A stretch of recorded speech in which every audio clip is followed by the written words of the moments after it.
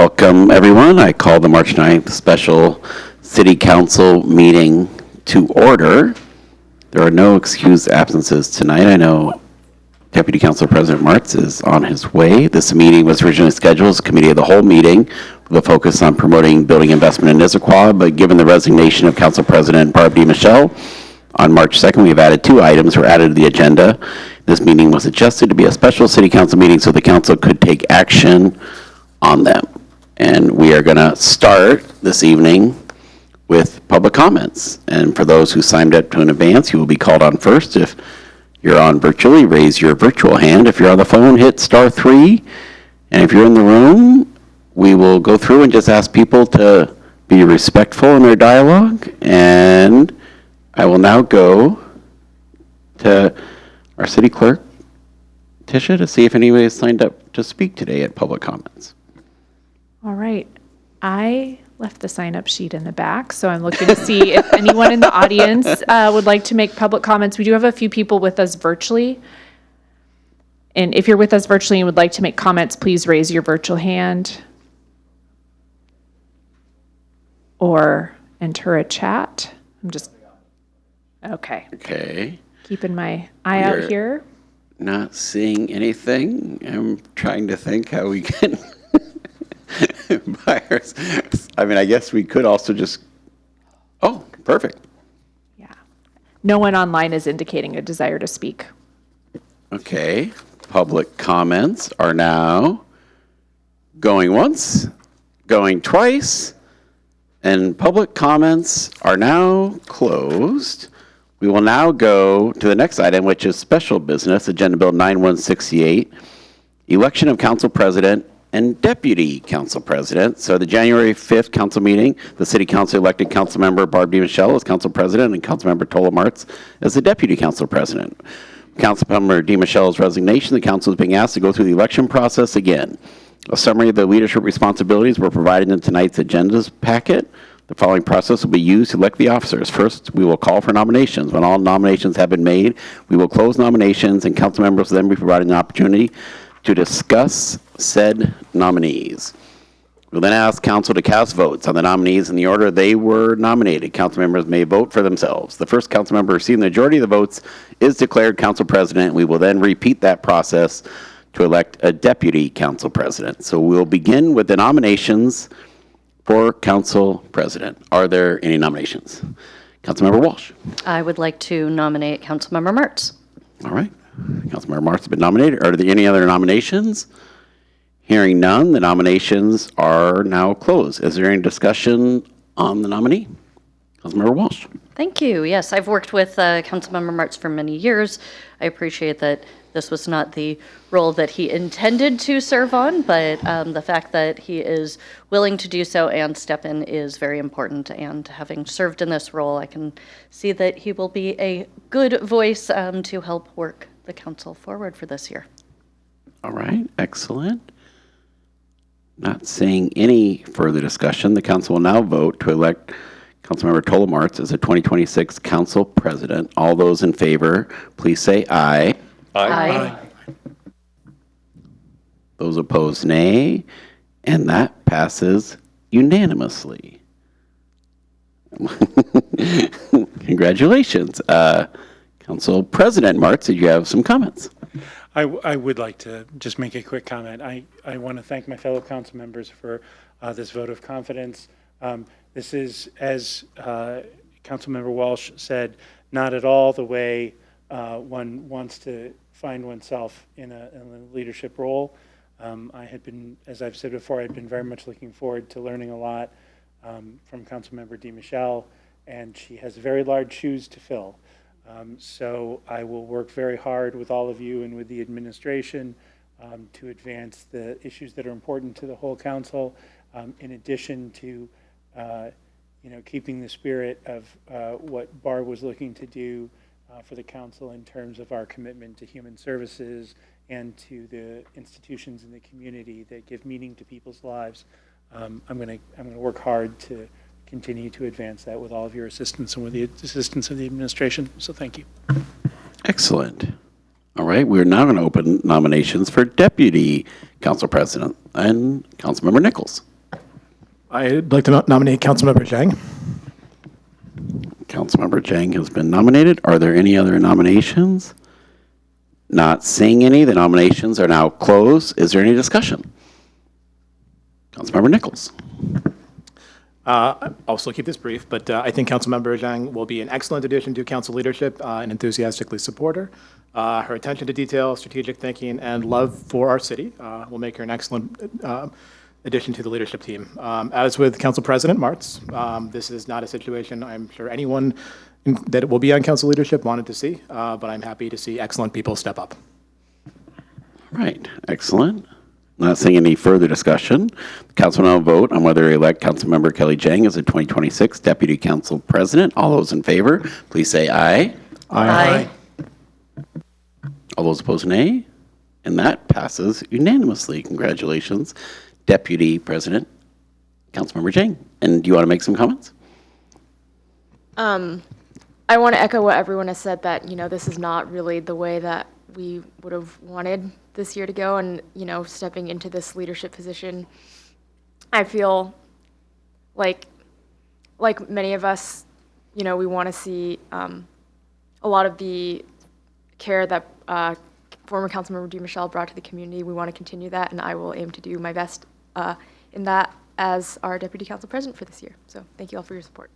All right, I would now like to take the chance to congratulate Council President Martz and Deputy President Jang on their new roles.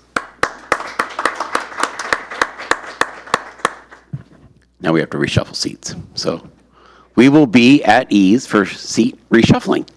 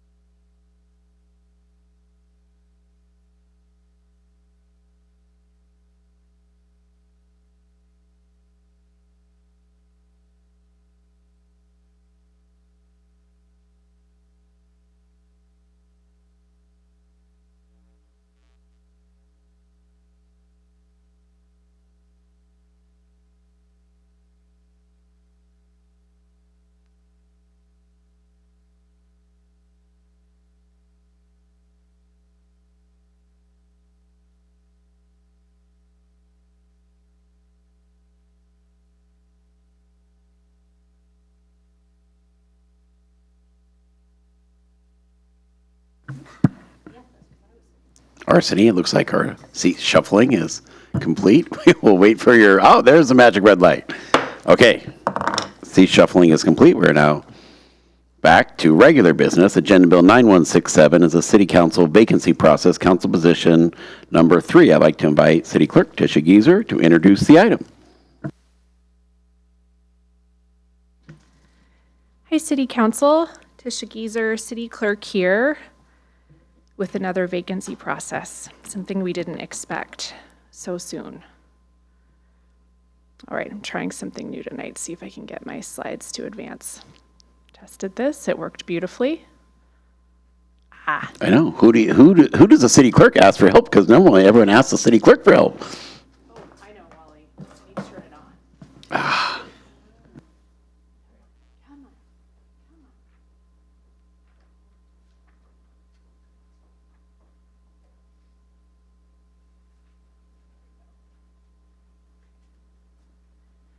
So per the City Council's rules, there are a couple things that you all do before we kind of launch this process. So you approve the timeline, you review the application, you provide any direction on specific outreach or approach, and then we'll quickly talk about the verbal presentations and Q&A session in case you'd like to make any adjustments to either of those steps. All right, so under state law, the City Council has 90 days to fill a vacancy to the City Council. And as I said, you have a process established in your rules of procedure that you have been fine-tuning over the years. The person who's appointed to council position number 3 will serve until certification of the general election in 2027. Then someone will be elected to fill the unexpired term. So just wanted to clarify that. All right, so this is a potential timeline that you saw in your packet. This is, I would say, a little bit of a consolidated timeline from what we've done in the recent past, though interestingly, I was looking at some past vacancy periods, and I see when the mayor left the city council, we had a 2-week application period to fill his seat, so this is not unprecedented in any way.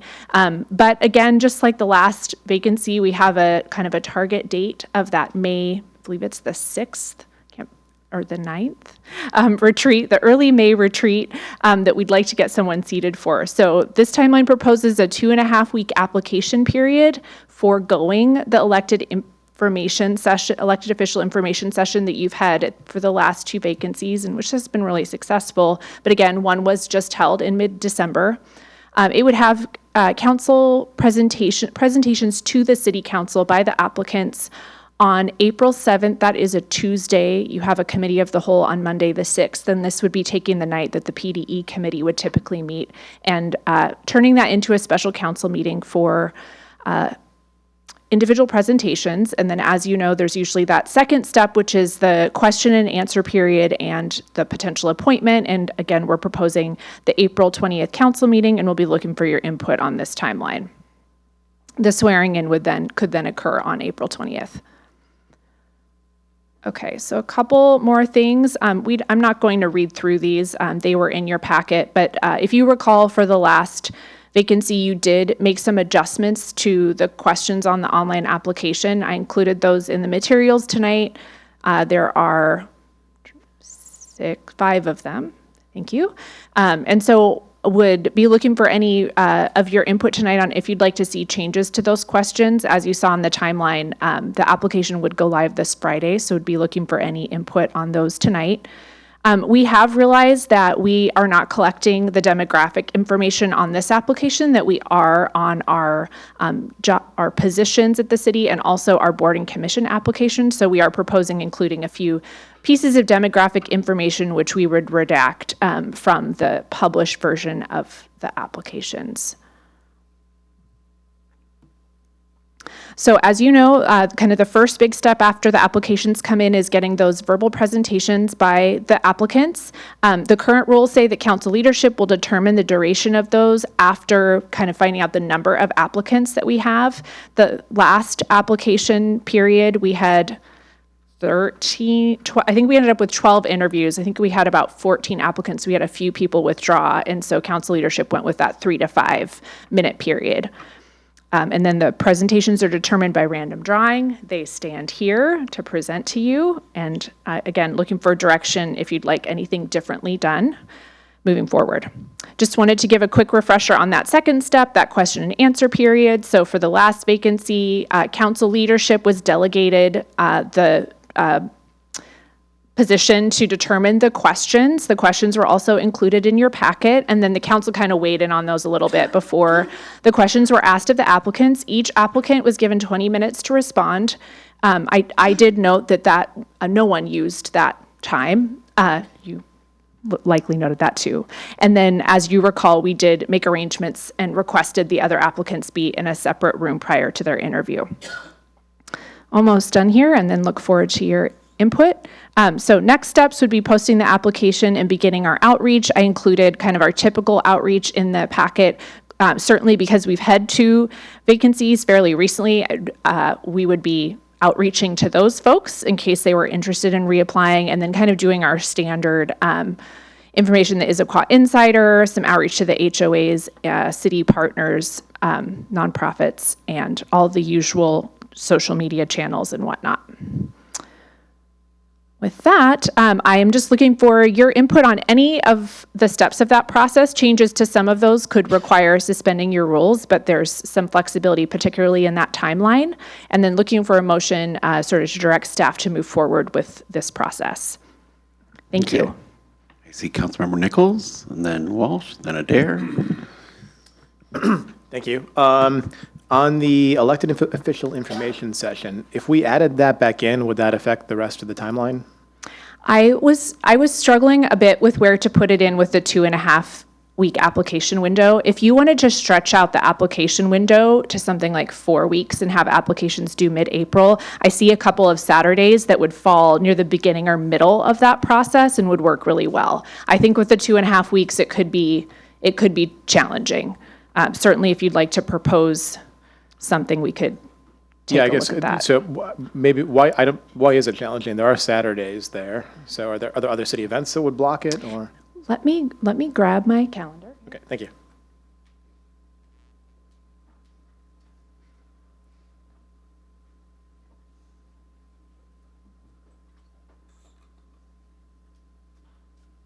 Let me pull up the calendar to look at that. And I guess I'm assuming that we'd want something prior to the applications. But you're right, it wouldn't necessarily, I mean, it could be as soon as next Saturday, I suppose. So why don't I pop that open? But you're right. I'm sure we could accommodate something before the April 1st deadline. So if that's something that council would like to see, I'm sure we could figure out a date. And it does not have to be on a Saturday. It could also be a weeknight evening. Yeah, I'll just finish out with I'm not sure if we vote on this or not, given what this is, but I think it would be a good idea to add it back in, even if we can't all attend and it's short notice, et cetera. I think we should be this is one of the most important things we do.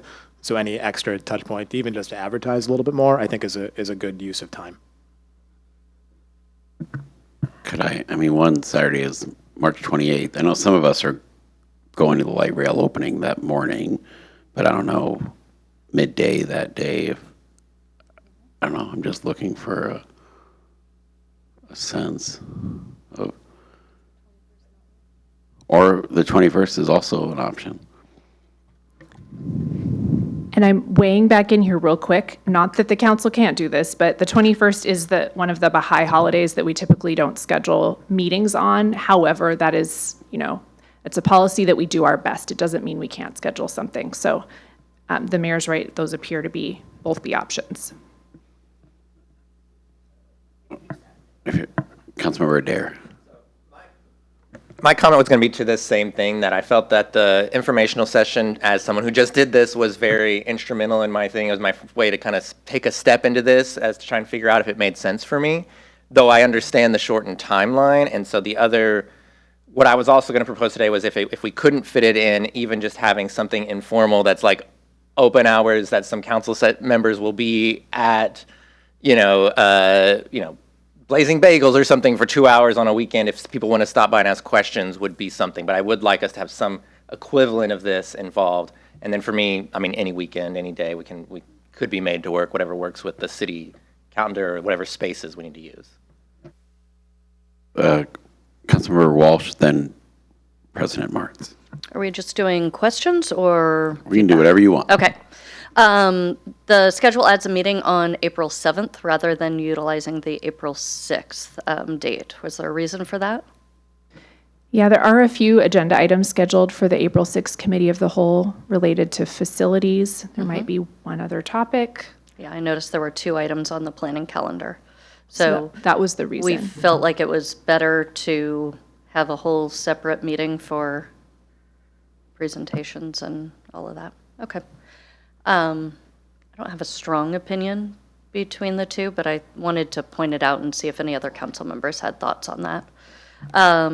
I can say, Councilmember Walsh, I think we were expecting the presentation that night to be somewhere between 90 minutes and, I don't know, say 90 minutes to 2 hours kind of for the regular meeting. So I think our question was, Yeah. it was open. If the council wanted to do like a longer, like 4 or 5 hour meeting, it could happen. So I think it was up for debate. Yeah, that's really good feedback. Then no, I think I would prefer a separate meeting. I think I agree with the idea that we should be able to fit in an outreach meeting. I do also think that the presentation that was given at that meeting was particularly useful. And so linking that off of any informational pieces, whether we have a website or the application, would be really good. Obviously, changing any relevant dates on that. I think with the Q&A session, I really liked the upgraded process that we put in for this last year, but I do note that those questions are now out there. So I would request that council leadership come up with 5 new questions for that, and obviously ask to see if there are any others, but that you would do it in private rather than us recommending it on the dais. And then I would also note we continue to see applicants who do not reach out to council members. I've talked with many of them who've said, I didn't think it was my place, I thought you guys were too busy or anything like that. I wonder if there's just a way that we could put it in big, bold letters or something like that, that council members welcome your outreach. So I think that would be great. And otherwise, I'm very much in favor of all of this. We're like a high school chemistry teacher. We got to change the test up now, so it can't be passed on from one year to the next. Council President Martz. Absolute emphatic +1 on the informational session. This, we live and breathe by the quality of the applicants that we get in this process. We had earlier in the week, or last week, discussed a full 3 weeks and extending the application through Friday the 3rd. Is that not possible? Did we decide that that was too close to the meeting on the 7th? Yes, I need about 48 hours to connect with King County Elections and verify the residency and election status. And so I just couldn't figure out how to do that. Okay. Maybe we could do Thursday the 2nd, but I think that's as far as we could go. Okay. If we can do Thursday the 2nd, I appreciate giving people as much opportunity as possible. I hear the 5 new questions loud and clear. So council leadership will draft and discuss with the rest of the council 5 new questions. And then, the other piece, we have this thing where people don't necessarily realize that they can contact us. The other thing they don't necessarily realize is they can submit references. And I don't know, I think we need to emphasize that more because I feel like we've gotten a mix. We've had some applicants who have absolutely embraced that, and we've had some applicants who haven't embraced it at all. And that's certainly their right, but I would like to see a little bit more, let's put that front and center that those are welcome and will be read. Thank you. Maybe mention Hollywood actors help on the references. Okay, I'm looking at the council. I don't know if it's worth trying to kind of pencil in the afternoon of the 28th or not, or just revisit another time the exact date. I'm trying to think of Councilmember Deputy President Jane. I feel like March 28th is a bit too late in the process. I mean, that's like 4 days before the deadline. I feel like the earlier the better. So, maybe this weekend is too soon. But I feel like either this weekend, sometime next week, or next weekend is like the absolute latest I would do, because otherwise it gives people like 4 days to do the whole application. Well, I think we'll plan, we have leadership Wednesday morning, so we'll plan at leadership to try to figure out the best date, I think, so we can go public with it, hopefully by close of business on Wednesday. Are there any other questions for our city clerk? There are no other questions. This is the time of the meeting where I look for motions.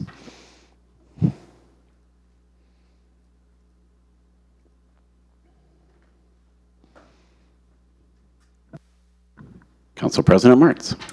Thank you, Mr. Mayor. I move to approve the process and timeline for filling the 2026 council vacancy at position number 3 as amended. Second. There has been a motion and there has been a second. Is there any further discussion? Council President Martz. Earlier when we were talking about leadership opportunities, it was sort of a somber moment. And it's still a somber moment, but it's also a really exciting moment. As everybody knows, I keep saying I've been doing this for 17 years. I mean, seeing the opportunity to engage 3 members of the public in the space of a year it will really wind up having had a transformative effect on this council. Like almost a majority of the council will have come through the appointment process, which was we never had anything else like that in 17 years. I think that this process, I think that we worked hard to make improvements to the process from a year ago. And so I think what we're hearing tonight is the council that's generally very happy with the process as it was most recently. So I want to thank the clerk's office for the hard work that they did in helping us iterate this most recently. And the fact that we're not making substantive changes this time around is really impressive and a mark of how I think this process works, and we're excited about the public. So if you're thinking about applying out there, this is an exciting time to think about being appointed to the council. That's my thoughts on the process. Thank you. Excellent. Okay, not seeing any other further discussion. The motion before the council is to approve the process and timeline for filling the 2026 City Council vacancy of position number 3 as amended. As amended means the deadline would now be Thursday, close of business on April 2nd, and that we will have kind of an informational session that will get announced later on this week. All those in favor, please say aye. Aye. All those opposed, nay. And that passes unanimously. Okay, we are now going to the next item, which is item number COM 0215, informational update on the permit process improvements. And I'm trying to think, am I going first or are you going first, Minnie? You can go first. Okay.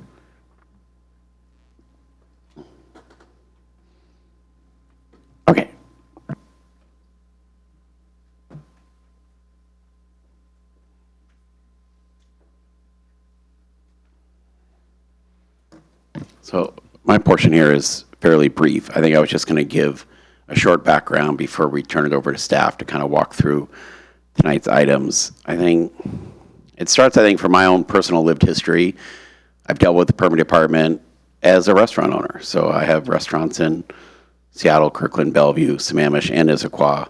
So I kind of learned how different cities have different processes. And I think through that, I have learned that there are some things in there that drive up costs that I'm not sure are 100% essential. And there's a lot of things in there that may drive up costs but are essential. So I think this whole process we've been working on with staff is trying to figure out what are the essential items that we need to have and what are the ones that may be driving up costs but not necessarily adding a lot of value in the process. And so that's one element of that lived experience. I think the second element is during my time in the state Senate when I chaired the state construction budget, I witnessed how laws that we would pass in the legislature would actually drive up the cost of doing construction at the same time as we tried to then build government buildings. And this, prime example is a very new large building going up in the Bellevue College campus right now. And it was kind of challenges dealing with the local permit department in the city of Bellevue that the state of Washington was facing through a community college lens. It actually drove up the cost of that building by roughly 50%. And so I think those lived experiences brought me in this role to the idea of, in the first term in office here, right out of the gate, just saying, what do we have to look at from our city codes of things that could be unnecessarily driving up the cost? I think the final perspective that drives this discussion is Councilmember Martz and I joined this body together back in 2009. We then did a Central Issaquah plan, and that was, 15 years ago now. And during that time, the portion of Issaquah that we really highlighted that we wanted to see people building homes, here we sit 15 years later, and a lot of homes have been built in Issaquah, but not in that area that we really wanted to see homes getting built. And so I think tonight's discussion comes from that lens of saying, what do we have to do for this one specific part of Issaquah to really look at to say, how do we make it so we can actually have homes built in this part of town? And I think the vision is a very positive one. Our hope, obviously, through our other meetings is to get light rail to end right in the middle of I-90 in this exact area that sits smack in the middle of the land use discussion we're having tonight. And I think there is a vision for a very walkable, vibrant retail village atmosphere in this section of Issaquah that I think we could help create through thoughtful, changes to how we do things here. And I think the whole idea is to try to be open-minded. I think that the decisions we make in this space also will influence our odds of getting light rail to come to Issaquah. I think they are looking for communities that are making investments that will help ensure that around stations you actually have a lot of homes being built to create that vibrancy. And I think we've seen other other places on the network right now that haven't been as aggressive in that. And I think the cities that are showing leadership in that space, I think they are more likely to get the infrastructure investment through sound transit that we are looking for in the Issaquah community right now. So I think it's a combination of those three things that bring the items before you today. And I will say, I think I've been extremely impressed with staff these last couple of months. I think they've come into this conversation listening to items we heard at the council retreat way back in January, and then actually taking all those items and really diving in to come back with ideas and suggestions, which you will see before us tonight. With that, our Minnie Dhaliwal will take it over from here. Thank you, Mayor Mullet. Good evening, council and members of the community. I'm Minnie Dhaliwal, Director of Community Planning and Development. We're going to break it up into two parts. The first part that's on your agenda as the first item, which is permit process improvements. So on that topic, over the past year, our team, Community Planning and Development, has been working diligently to streamline permit processes. It started with a comprehensive audit by Reftelis, a national consulting firm, that also included getting feedback from all our customers. Based on their 12 recommendations, we created a dedicated permit coordinator role to further enhance efficiency. So today, I'm pleased to announce our permit coordinator, Aronia McLean. She's going to give you a quarterly update on the progress we've made, the performance metrics, because remember, we didn't have how to measure things, and then we had that conversation with council about how to measure what we are measuring. So now we're set up where we can actually measure if we're making progress, if we're moving in the right direction. So with that, I'm going to turn it over to Aronia to walk you through the quarterly update.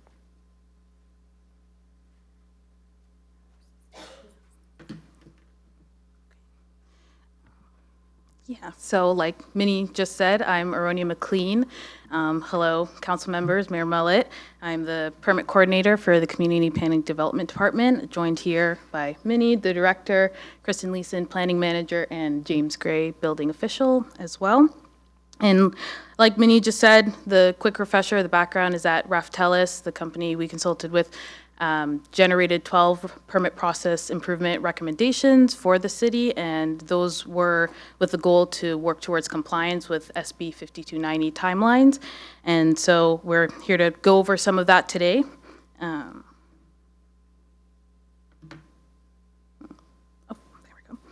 So the last time this was in front of you was in September of 2025, where we provided a status update on Reftelis's 12 recommendations, as well as provided some data on land use permits, building permits, and just overall metrics that we have.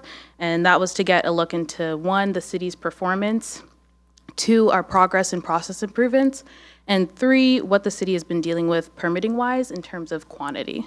And so today, again, we're going to provide that update on Reftelis's recommendations, but we're also going to provide some information on our next steps, since all these recommendations have now been addressed with several undergoing ongoing improvements. So we're going to be taking a look at what's next for process improvements for the city.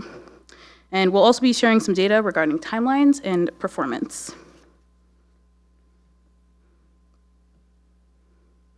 Okay, we'll start by taking a look at the status update for Reftelis's 12 recommendations on permit process improvements. Okay, so the first recommendation was for submittal guidelines, and this is key information to the applicant when they are getting ready to submit an application, and this recommendation is undergoing ongoing improvements. The second recommendation was for completeness review, which is the review by which staff determine the completeness of an application, and this recommendation is complete. There are 3 scenarios for completeness review that were identified and made. Application communication template. This is a crucial communication to the applicant, and this recommendation is also complete. We've implemented next step communication letters. Peer review, which are items needed that need consultant review, and the priority here is to be able to identify the need for a consultant review earlier in the process in order to streamline it. And so this recommendation is also complete. The process for completeness review has been finalized. Then internal collaboration meetings.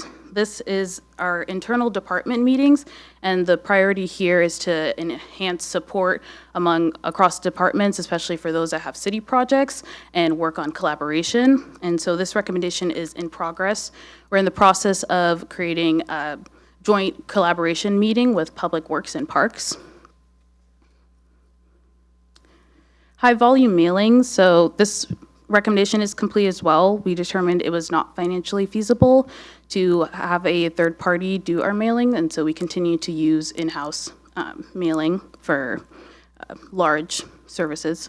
And then permit coordinator, this is a budgeted position that was identified as a critical need within our department for managing projects, being a liaison both internally across departments as well as externally with applicants, and ensuring that we meet our required timelines. And so this recommendation is complete. The position has been filled as of September 1st by me. And then we've got performance measures, which are related to key elements of the permit review process. And this recommendation is also undergoing ongoing improvements. SOPs, which refers to updating outdated standard operating procedures. This recommendation is implemented in ongoing. Quarterly improvement review. This refers to our quarterly department meetings where all staff come together and we dedicate several hours to working on permit process improvements. And so this recommendation is undergoing ongoing improvements. And then we have comprehensive training programs. So this is implementing training programs to standardize procedures and improve our review process. This recommendation is implemented and ongoing, especially with all the new staff that we have now. We're able to identify a lot of the gaps that we might have had with just training materials, and so we're working on that, updating the SOPs and checklists. And then lastly, the last recommendation, contract with software developer. This recommendation was to fix longstanding software issues. We ended up closing this recommendation. It's not being pursued at this time. We actually ended up pivoting from the original intent with this one, and we worked with a consulting firm and our IT department to evaluate a potential software replacement solution via doing vendor demos. In addition, during this time, a budget request for an MVP rebuild was submitted. And finally, we've implemented the pass-through credit card fees for MVP as of February 2026. And before we head to the next segment, I will pause here for any questions. The next segment is going to be on land use data. Ronnie, just for members of the public, MVP, My Building Permit, right? Yes. So just for folks out there wondering what the acronym is, mybuildingpermit.com is a joint collaboration we do with some of our neighboring cities. Yes. Hearing no questions, we will move on. So this is our 2025 closed land use permit data. So during 2025, we had 48 total permits closed, of which 7 were past deadline. Comparatively, in 2024, we had 15 out of 57 permits that were past timelines.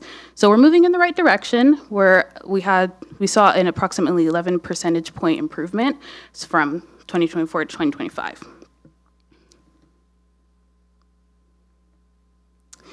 This is our active land use permit data as of February 20th, 2026. We have 25 total permits that we're working on. 3 are past deadlines. And just for some context, the 3 that are past deadlines are legacy projects, so they've been with the city for several years. And so as we progress and close out these projects, you'll be able to see that reflected in the data as well.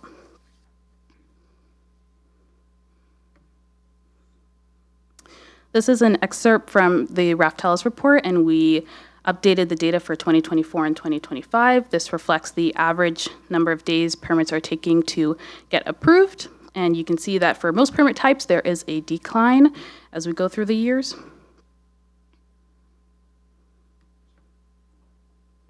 Councilmember Nichols. Thank you. Just digging into this slide a little bit, I'm really surprised at the variability here, both the extremes on the low and the high end. I was wondering if you could walk us through what causes, for example, landscape to be the highest and plumbing to have 0 days of delay? Yeah, plumbing an example of like an over-the-counter permit. So some of them will require plan review versus some that don't. So you're seeing it kind of apples to oranges comparison, but it's just reflective of the different permit timelines. Okay, and then on the high side, so why a landscape at 100 days as kind of an outlier?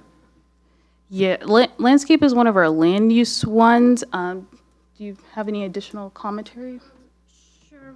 We're trying to dig into the landscaping permits. Sometimes, they're associated with other applications, say like site development permit for getting the actual building approved by Development Commission, but those come in, but we can't really approve them. So they've been kind of falling through that. Other times we require a bond, and so they were sitting in a void waiting for the bond process to be complete for the applicant.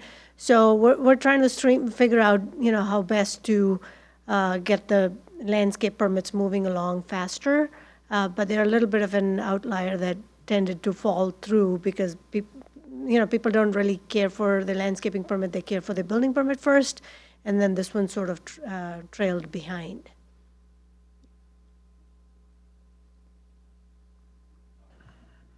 Deputy President Yang.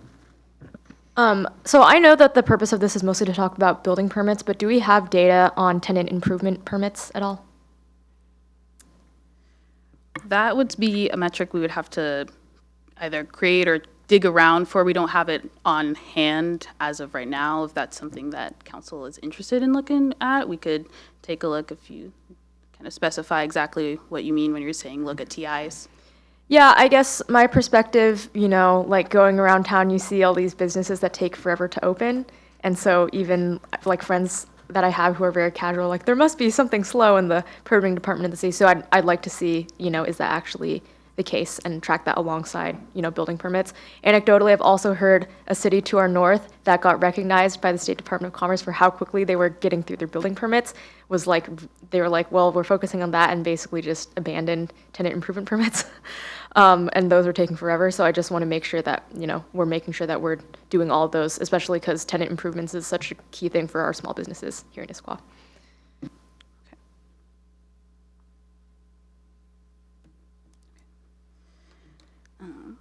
All right. And then this is data looking more at building permits in terms of how many were applied for, how many were issued, how long they took to get approved on average. And then from that, we also looked at those that exceeded our internal 60-day target timeline. It's an internal target timeline because as of July 2025, HB 1935 clarified that building permits need to adhere to the same timelines as our land use permits would. So that's why we have an internal 60-day target timeline for them. And so we can see here that building and site work, which are typically permits that take longer to issue in comparison to something that like plumbing permit, which is over the counter.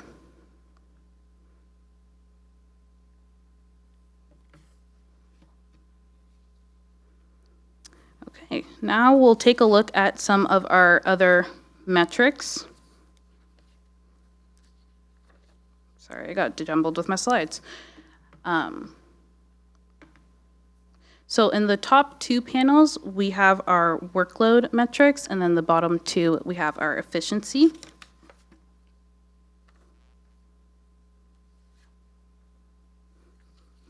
Yes, and then in 2025, we completed over 8,000 plan reviews, and this is about a 41% increase since 2024. And then in 2025, CPD completed 7,815 inspections, which is about a 27% increase since 2024. And then between 2024 to 2025, the percent of all land use and all construction permits approved by second review increased by 14 and 8% respectively. And then finally, in that bottom right panel, you'll see how we're tracking currently for our current workload for land use and construction permits. Councilmember Walsh.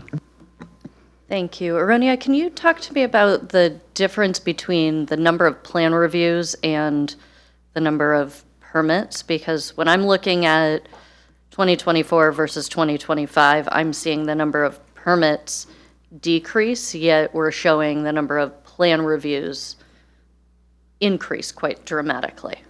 Our permit did increase from 2024 to 2025. So 2024, we saw 1,500 permits or so, and then in 2025, that number rose to around 1,800.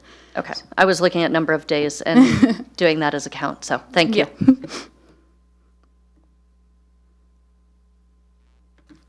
Okay, and then now we'll dive into next steps. So with all of the Raftellus recommendations having been addressed and several that are undergoing ongoing improvements, we wanted to provide clarity as to what CPD's next steps look like for process improvements. And so we've categorized them into 3 main groupings: now, next, and future. Now being items that were discussed earlier in today's presentation, which are Raftellus's recommendations that are ongoing improvements. And those are slated to be completed between Q1 and Q2. Next, which are new improvement initiatives that staff have identified, and those are slated to be completed between Q3 and Q4. And then future, also new improvement initiatives slated to be completed 2027 and beyond. And then if there are any additional questions about any of one of these, I can get into the details for that. Councilmember Walsh. Thank you. I noticed that several of these, like the submittal guidelines, the applicant communication regarding next steps, and the flow charts, are something that are probably there for many other cities around the area. Have we talked to builders about which city does it best and how they might want to see that looking? It seems like something that somebody's got to have done it really well, and we don't have to reinvent the wheel on that. We haven't, to my knowledge, talked to any builders about that, of like comparatively what city is doing it better, but that could be something we could explore in terms of engaging them as we look into starting these projects. We can add that. And I might have Alexis, our Economic Development Director. Alexis, do you want to weigh in really quick on the most recent Builder Roundtable?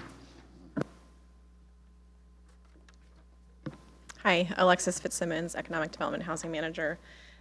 We recently did engage with builders at a roundtable discussion on February 26th to talk to them about what they're seeing, what their challenges are, and where are things being done well. And we talked to a few communities as well, and we'll cover some of that in our later presentation with Kristen and Minnie and I. But the gist of what we're hearing from them is that they need predictability and efficiency to reduce their risk.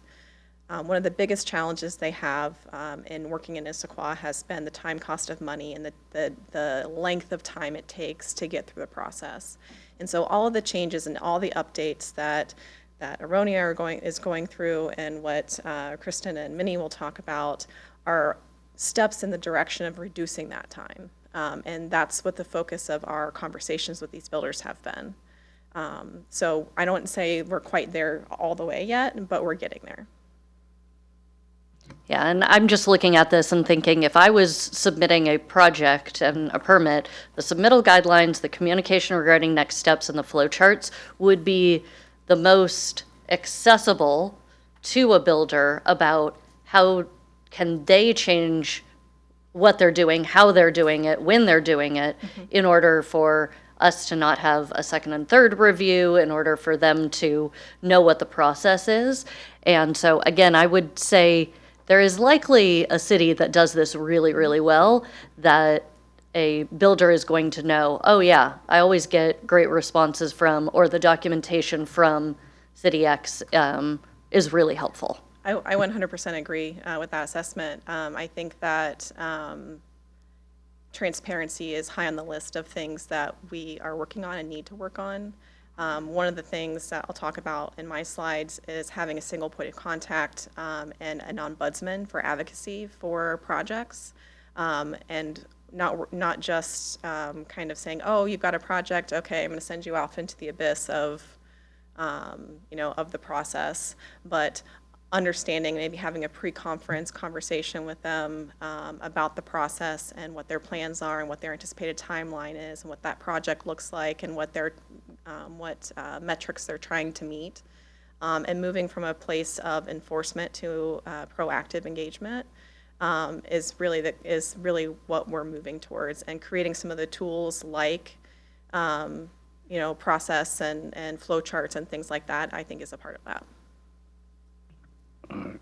Councilmember Adair and then Council President Martz. Yeah, so I mean, obviously, we've all been talking in terms of how to get building and all this stuff with that, the codes. There's a lot of factors, but you brought up in your comment how you said that for them, like the time of this is a huge factor and maybe one of the large factors in terms of this building. And so you're clearly working on that, and that's appreciated. Are there any specific resources holding you back in this process that would be helpful, or is it just simply that you have to work through all these steps to get there? Is there basically there's something from us as a council that would help this process go faster, some resource or something like that, or is it just you have to work through it as you're going? We have Permit to work through it. coordinators We have help. to work through it as we're going. So it's important for us to remember, we want to meet the needs of the builder community to help drive investment, to drive private investment in the community, but we also are approaching this as stewards of the community, stewards of safety, and stewards of development. And so it's important that we balance both sides of that. And sometimes that takes a little bit of work on the back end. Council President Martz. Thank you. I might ask that question about other municipalities slightly differently, which is, I feel like on almost everything I can think of, one of the things I always want to know is how do we compare to Redmond and Kirkland and Bellevue? And competition improves the breed, and I think, and all this information is good, and it's good that we know where we stand versus state standards. I mean, that's all really essential. But I also feel like, I would love us to measure ourselves against some of the other cities in our region that are comparators, even though they're bigger. Like, I have a vision for the future, where we get to the point where people are like, yeah, Bellevue's bigger, and they have this, that, and the other thing, but like, Issaquah is so much easier to work with, right? Like, wouldn't that be great? Wouldn't that be great if people thought that about our city? Like, we're small but mighty in this area and so much better to work with than other big cities. And I love Bellevue and I love Redmond and I love Kirkland, But like, let's be better than everybody else. I like it. Councilmember Joe. Thank you. Perhaps you missed it, or I missed it during your presentation, but could you talk about the effectiveness measure that you have for percent of approved second review permits? It's page 9 of your presentation. Yeah, let me go back. We're seeing improvement there between 2024 and 2025 for all land use permits, going from 69% to 77%, and all construction permits, 83% to 85%. I'll give you a chance to highlight the good work you've been doing there. Yeah, I probably blitzed through this kind of fast, but yeah, we did see improvements for 2024 and 2025 in terms of getting those applications through quicker. And is the standard of having approval by a second review something that all cities kind of try to aspire to have a high mark on that measure? Yeah, I haven't taken a look at other cities, since that is something that is echoed among other council members, that's something of interest, so we can start taking a look and seeing that from other cities on what their metrics are looking at. But that naturally, once you get 3+ reviews, then you're going to have to pay extra. So that is something that is valued across everyone, both internally and externally. Good. Looks like you've got, James Gray. you've phoned a friend. I know. Council President, congratulations. Vice President, congratulations. First of all, I wanted to say that to you. It's wonderful to see a new group up. A couple of pieces that I'm hearing I'd like to respond to. So we are on the management committee and a member of mybuildingpermit.com, which is a multi-city. Hey, James, could you introduce yourself and your role for the general public? Apologize. James Gray, a building official with Community Planning and Development. I work for Director Dhaliwal. Thank you, Mayor. So we're a member of this multi-city mybuildingpermit.com, and as part of that, we interface with building officials, permit coordinators, all sorts of staff across multiple cities.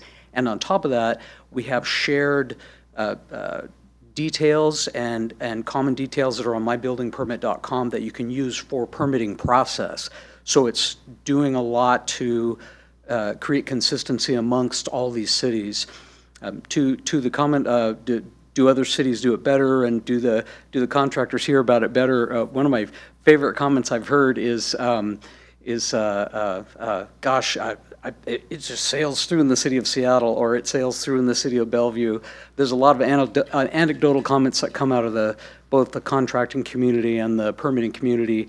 And I think that everybody's working to lower that threshold when these things get approved.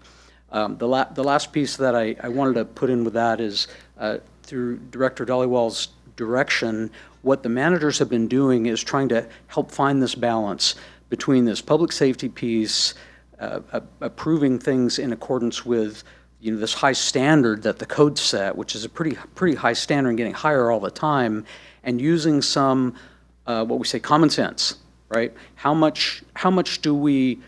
hoops do we put an architect through to get something approved on a set of plans? How many details have to be there?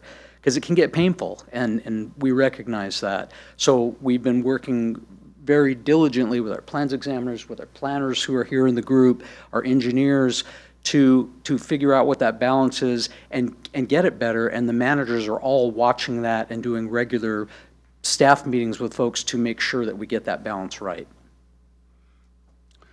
Okay, thank you for that, Mr. Gray. Aronia, could you talk about my question in terms of percent approved with second review and why it's so important to have that as a high measure? All right, I'll give you the answer to that. In the industry for development, the gold standard is just to have 2 reviews and then get it done.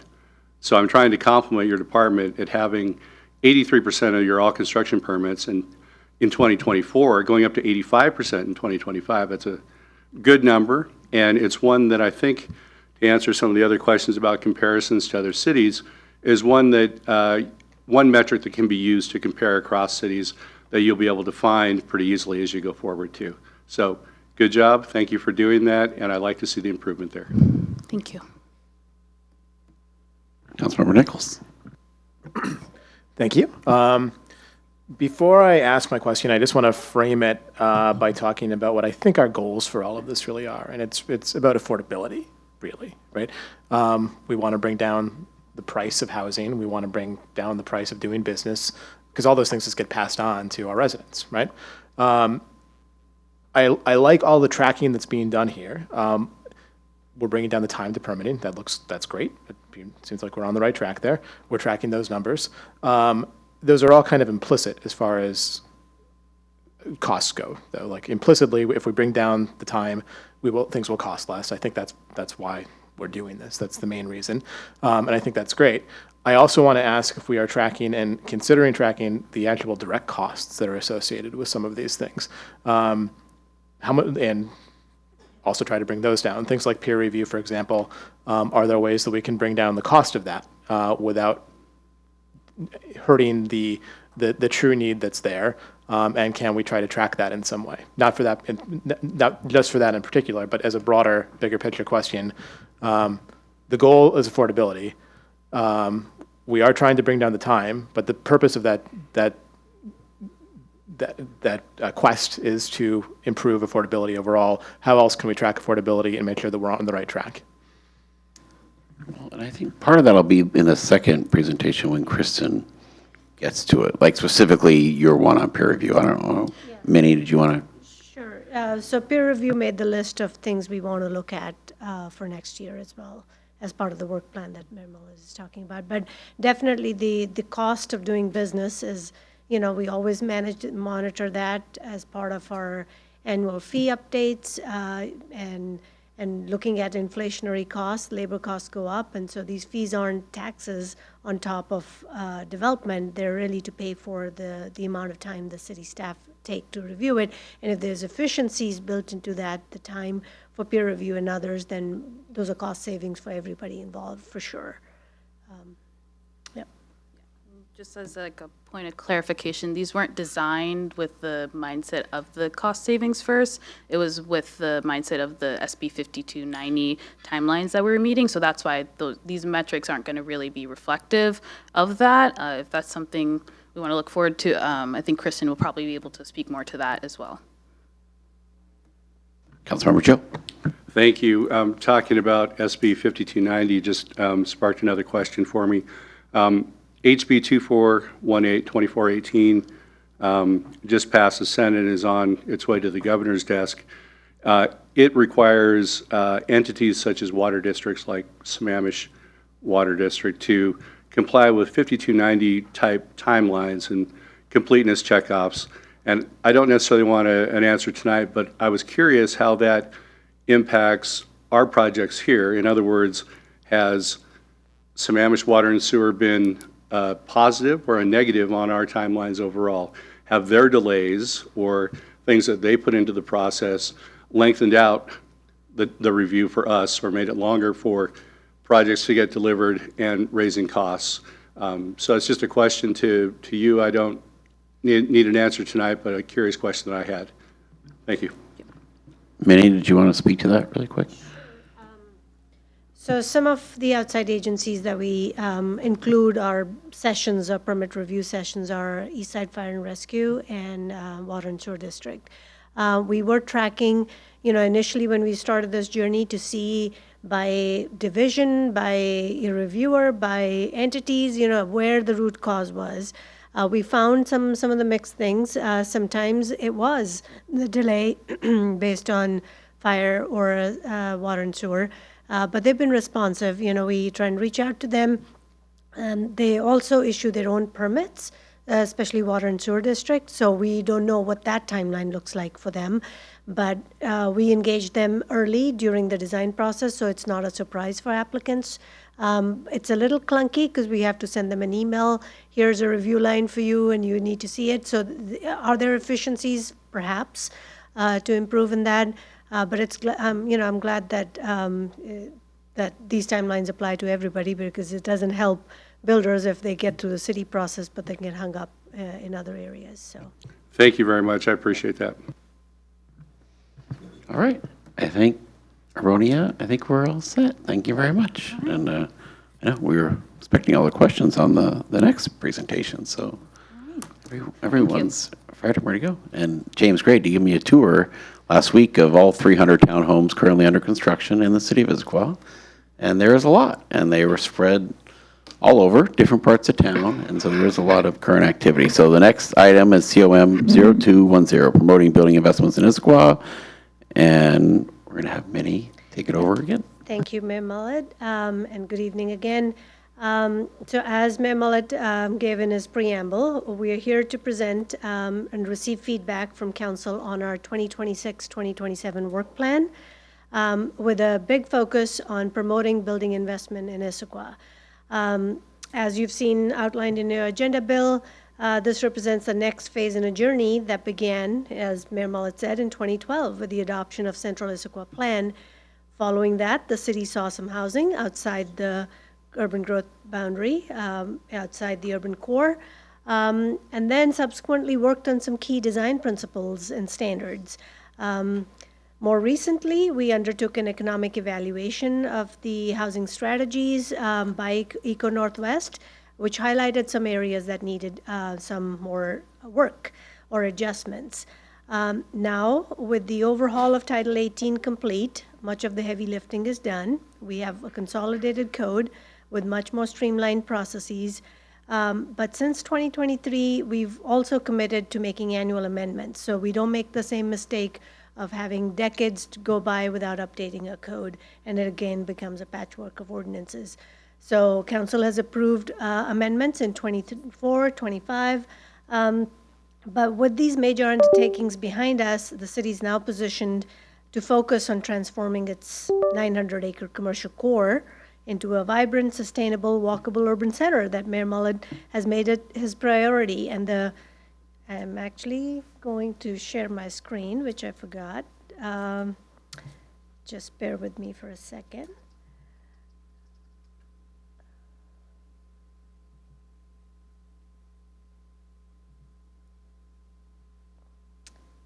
All right. I need to do a slideshow.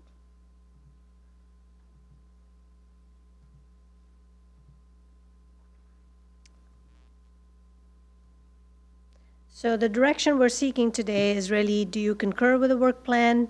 Are you okay with the timelines? And any additional feedback on the builder outreach?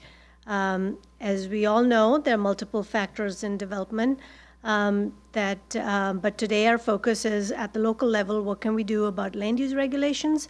And how can we spur some of this development by promoting investments through partnerships and builder outreach? And the key strategies, you've just finished hearing Ironia about improving permit processes. With Alexis, you'll hear about builder outreach, creating incentives, and then Kristen Leeson, our planning manager, will walk through the work plan for the planning team. And I want to recognize the planners that are here in the audience who will have a stake in each one of these code amendments and will bring forth that. We have Kate Keeney, our principal planner, Andrew Love, our associate planner, Kristen Harvier, assistant planner, and Yi, our associate planner. So we have an engaged planning team. They have ramped up their knowledge of Issaquah, considering they started last year, and are ready to dive into some of this exciting work ahead of us. So I don't want to take up too much time. I will turn over to Alexis to walk through the two strategies about public outreach, builder outreach.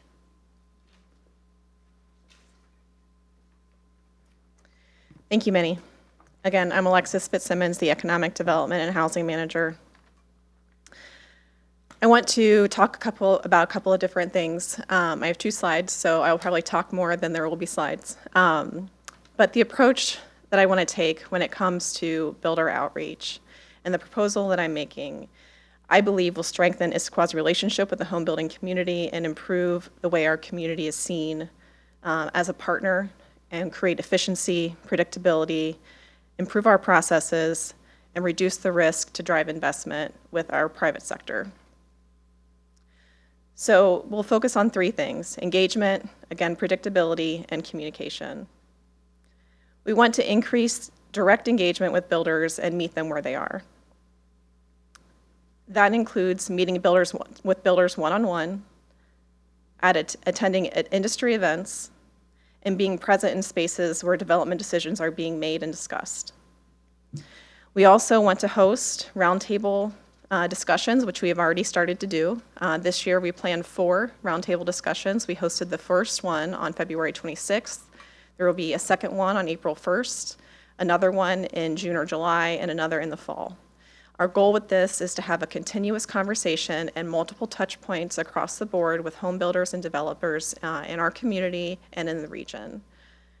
Having multiple touch points and creating those relationships will build trust with that community and help increase transparency and their ability to access our staff and access our processes and feel comfortable with that.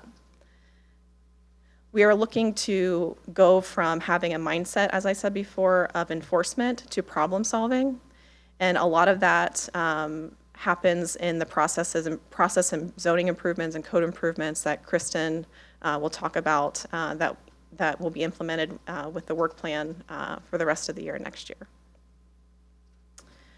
Another thing that we want to do is really start to talk about what we're doing right. There's a big problem with perception for the city of Issaquah and what it's like to do business with the city of Issaquah when it comes to building. It's really important to share the story about what we're doing. So as we meet one-on-one with builders, as we attend events where they are, and as we network and communicate with them, we want to share the story about how we're evolving as a community and how doing business with Issaquah is improving.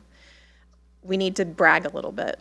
Issaquah is a great community. We need to highlight things like success stories, permitting timelines that have gone quickly.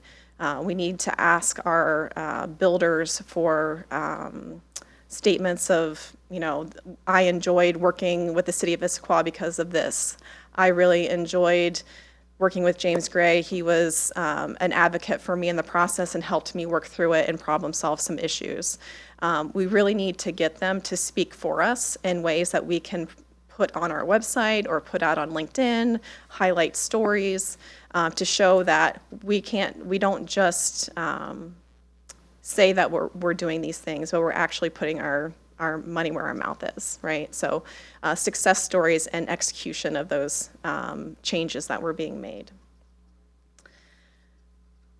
Those testimonials will continue to be important as we move through these improvements.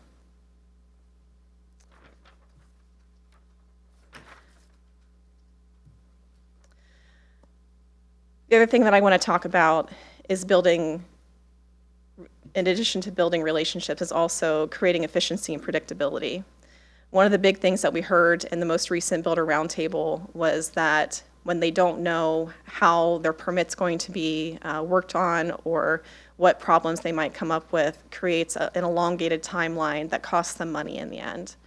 We've had recent housing projects that have spanned multiple years, and the time cost of money is what's preventing home builders from really choosing to invest in Issaquah.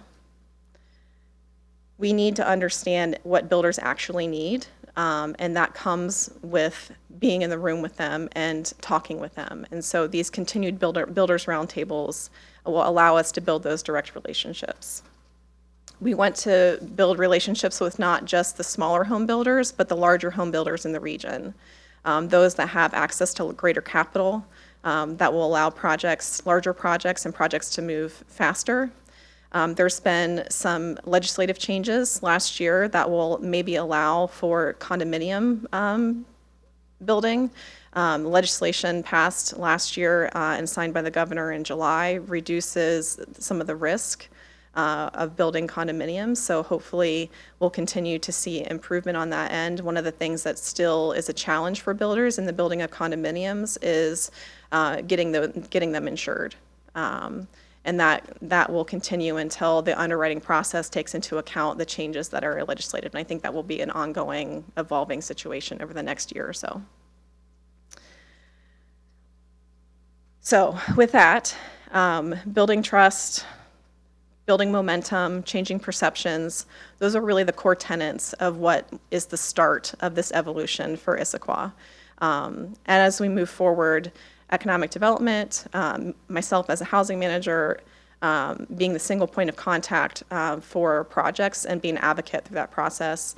The CPD department, Minnie, Kristen, Kate, we all work seamlessly together, and our goal is to continue that for the benefit of these projects and to move the needle for development in the community. I'm happy to answer any questions. Okay, thank you.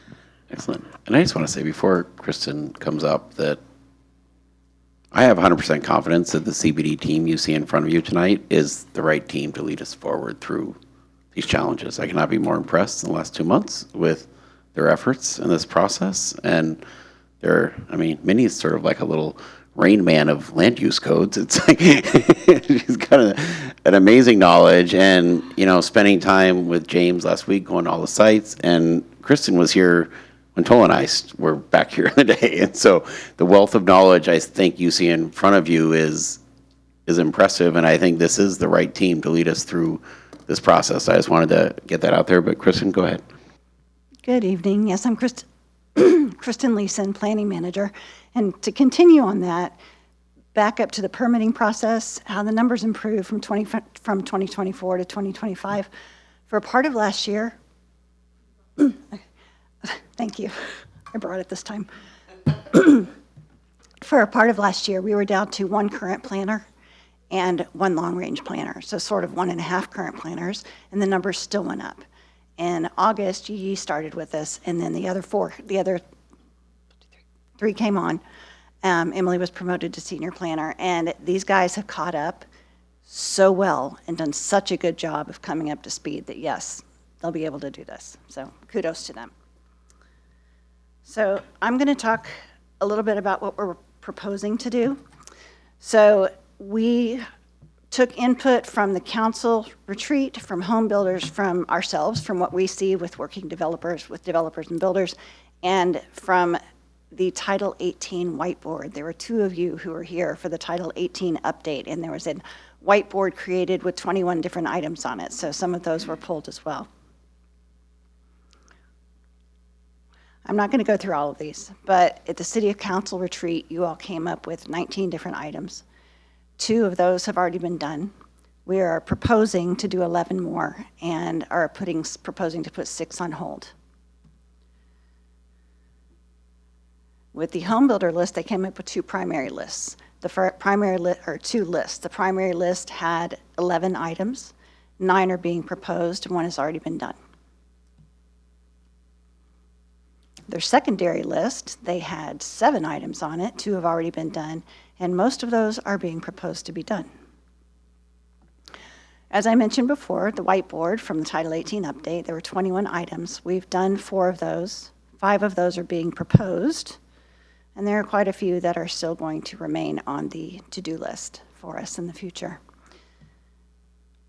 There are also non-code updates that we have going on. So our planners are all current planners and long-range planners. So while they're doing these updates, they're also doing the comprehensive plan updates. They're also reviewing plans that come in. So long-range, we have the Shoreline Master Program update, which is due in 2027. We have wildfire regulations that are about to be done through the state to us, down to us. Comprehensive plan updates I mentioned. We have Regional Growth Center recertification process, where there are recommendations for the city and things that we need to have done by 2028. There are ongoing legislative updates that we are required to adopt, and we're hoping to start neighborhood plans in 2027 as well. Current projects, there are some big ones. We have all of the High Street developments that are coming through. Trailhead, the TOD project, is coming through right now. The high school. Commercial, we have 2 commercial to multifamily conversions coming. Boardwalk Townhomes has been a time-consuming, not a huge, but a time-consuming project, and Costco as well. I didn't know where else to put this next slide, so I'm throwing it in there right here. So we were asked. Deputy President Jang. Quick question, you mentioned 2 potential multifamily conversions. Are you able to share what those are? One, no, not yet. Neither one has been submitted. Yes. Okay, thank you. I was You're just welcome. curious. You're welcome. Well, one of them As- is a as- Motel 6 conversion into apartments, and we got a tour of their Bellevue facility where they did the similar conversion. They The other have, one yeah, and is they a- haven't submitted yet. They're going to convert all of their units to, it'll be 103 multifamily units. Or, 103 units. Great, and the other one, not allowed to share? The other one I can't share yet. no. Okay, great, thank you. Okay. All right. So I wasn't sure where to put these. It's a bit of a turn. But we were asked recently by council members, what are Bothell and Woodinville doing right? They've seen a lot of development come lately, and what are they doing that we're not doing? So there are a few factors. We did talk to planners and economic development folks over there. And in Bothell, they had a situation where they needed to increase their capacity. They didn't have enough capacity within their zoning to meet their targets. So they needed to find ways to do that. So they developed minimum development standards for dwelling units per acre, and they have maximums as well. But about 75% of their land was zoned for single family, and that has all been upzoned sort of to allow for more development. They had lots of developer FaceTime. They talked to them to say what's right, what's wrong, what do we need to change. So they did that, which is something we're planning on doing. They created a simple development bonus program. And it's simply, if you want to do 2 additional floors above the base height, go ahead. It's just that 10% of that has to be affordable. At 80%. They removed all parking requirements. I think I mentioned this last time I saw you, they're now considering stepping it back and putting maximums on there, but they reduced their parking requirements. They also had 4 parcels of land that they donated. They were anywhere from 1.5 to 2 acres of land. They've given 2 away, 2 are being developed, and 2 are currently being cleaned up. They were contaminated, and as soon as those are done, they will start negotiations for developments on those properties. Woodinville just got lucky. That's Council President Martz. Thanks. I have a question. So on Bothell, it's interesting that the increasing the maximum units per acre, establishing minimum units per acre was considered part of the story, because this is an area that we've specifically said we're not going to hit right now. So why, if we think it was part of their success, why are we not going to be looking at it? They did that it's harder to do with floor area ratio. And our focus right now is in central Issaquah. We are going to look at floor area ratios and doing that. Most of this for them was done in single-family areas. So where they said currently you can have 8 dwelling units per acre, now you can have up to 80 dwelling units per acre with a minimum of 20. And that's mostly in single-family. But it is something we're going to look at, just in a different way. Okay, thank you. Councilmember Nichols. I just want to clarify that. So are you saying that it's harder to have both a maximum unit per acre metric and floor area ratio metrics? You said it's harder to do with floor area ratio, so what does that mean?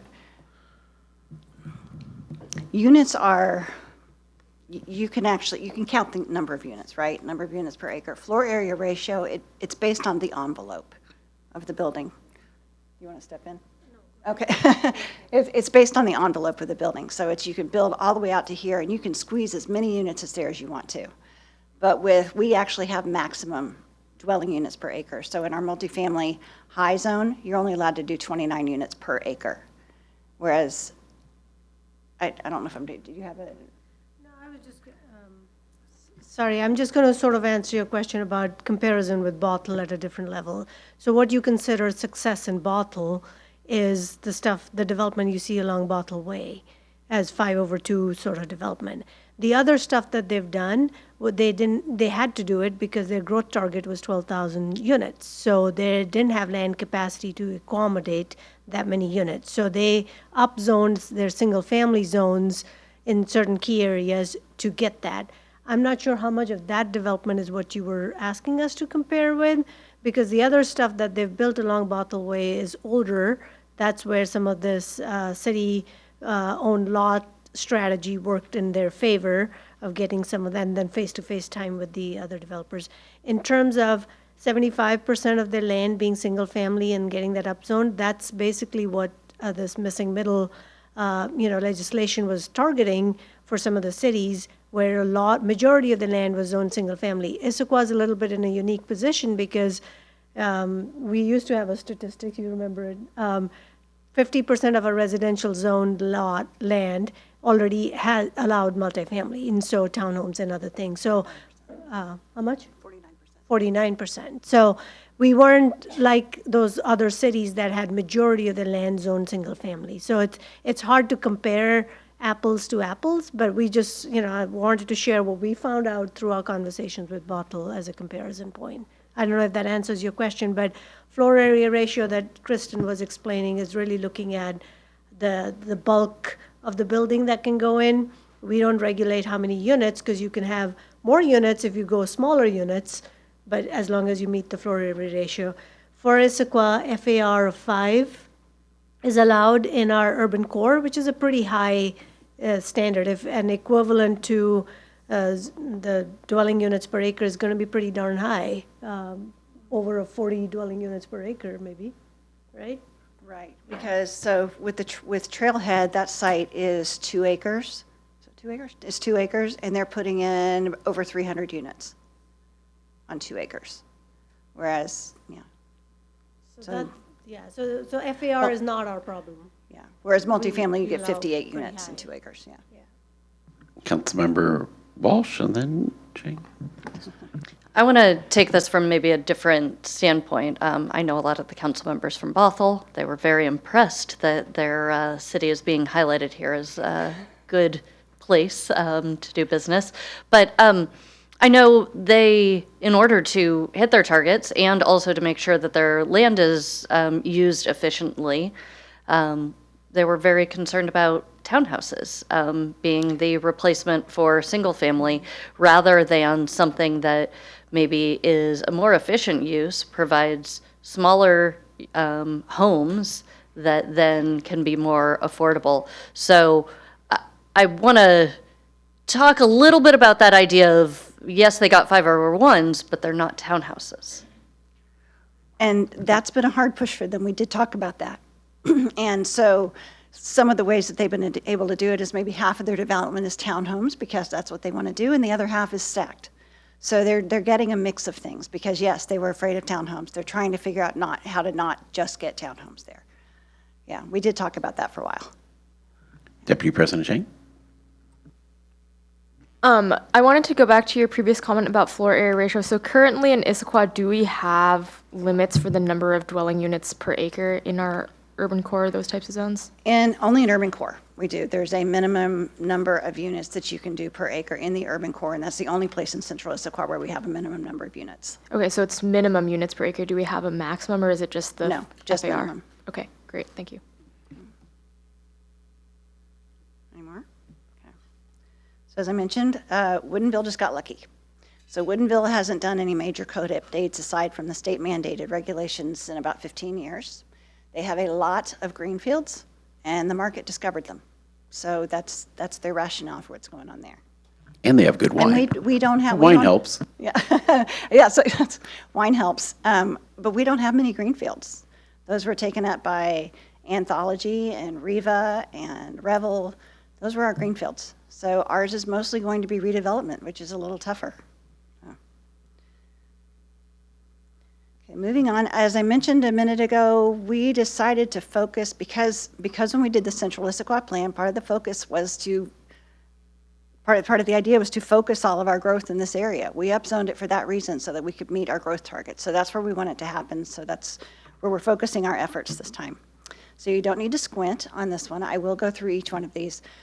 You've seen it. We have a work plan for the next year and a half.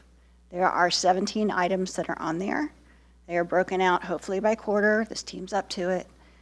And these are the ones that were developed from staff, state, city council, and developers.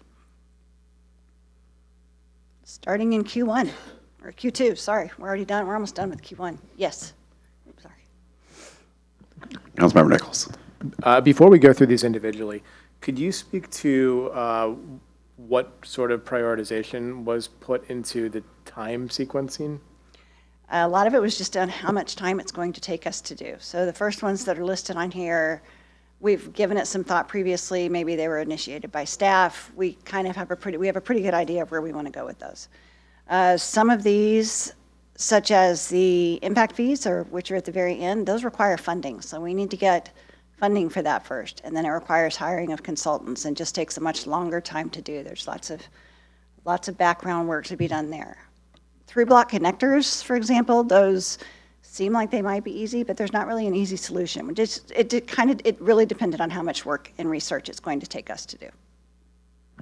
So just to clarify, you want to do the Pardon me? you want to do the harder ones later? Is that what I'm getting? Yes, Can you explain why? because they're going to require more research. And we just need more time to figure out the right answer.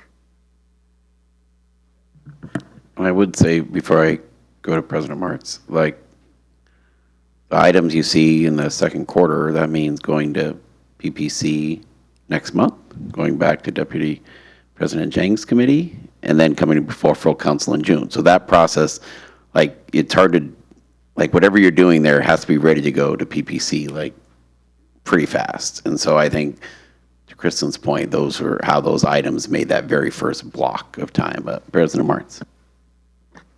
Two just nerdy questions. This initiated by S, C, and D, what do those stand for? So the C is council, city council, D is developers, S is staff. Ah, okay. And then the other question is, and this is just a weird little thing. So I pulled this presentation down this afternoon, and it had 16 items on it. There was also earlier a slide that was not in the public materials for tonight's meeting that is in your presentation. So was it updated? I guess it's been updated since Friday.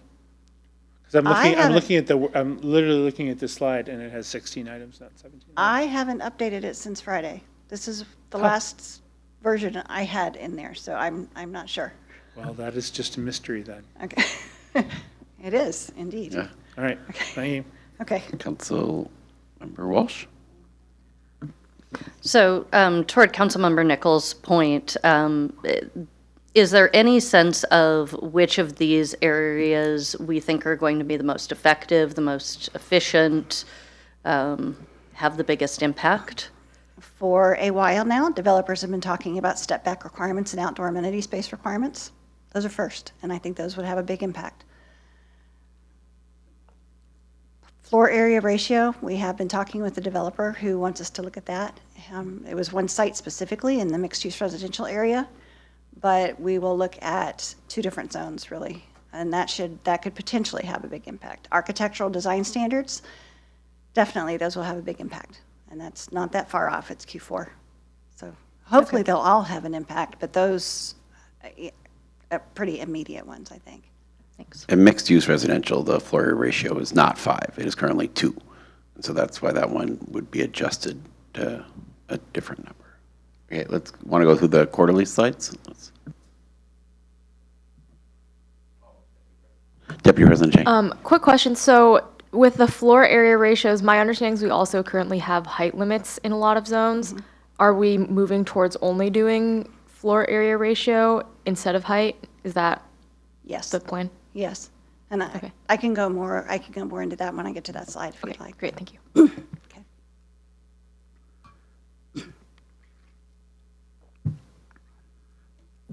Okay, so Q2, which is coming up, June, a lot of these, we have 6 others that are going along with these that were staff initiated. But the first one is the outdoor amenity space requirements.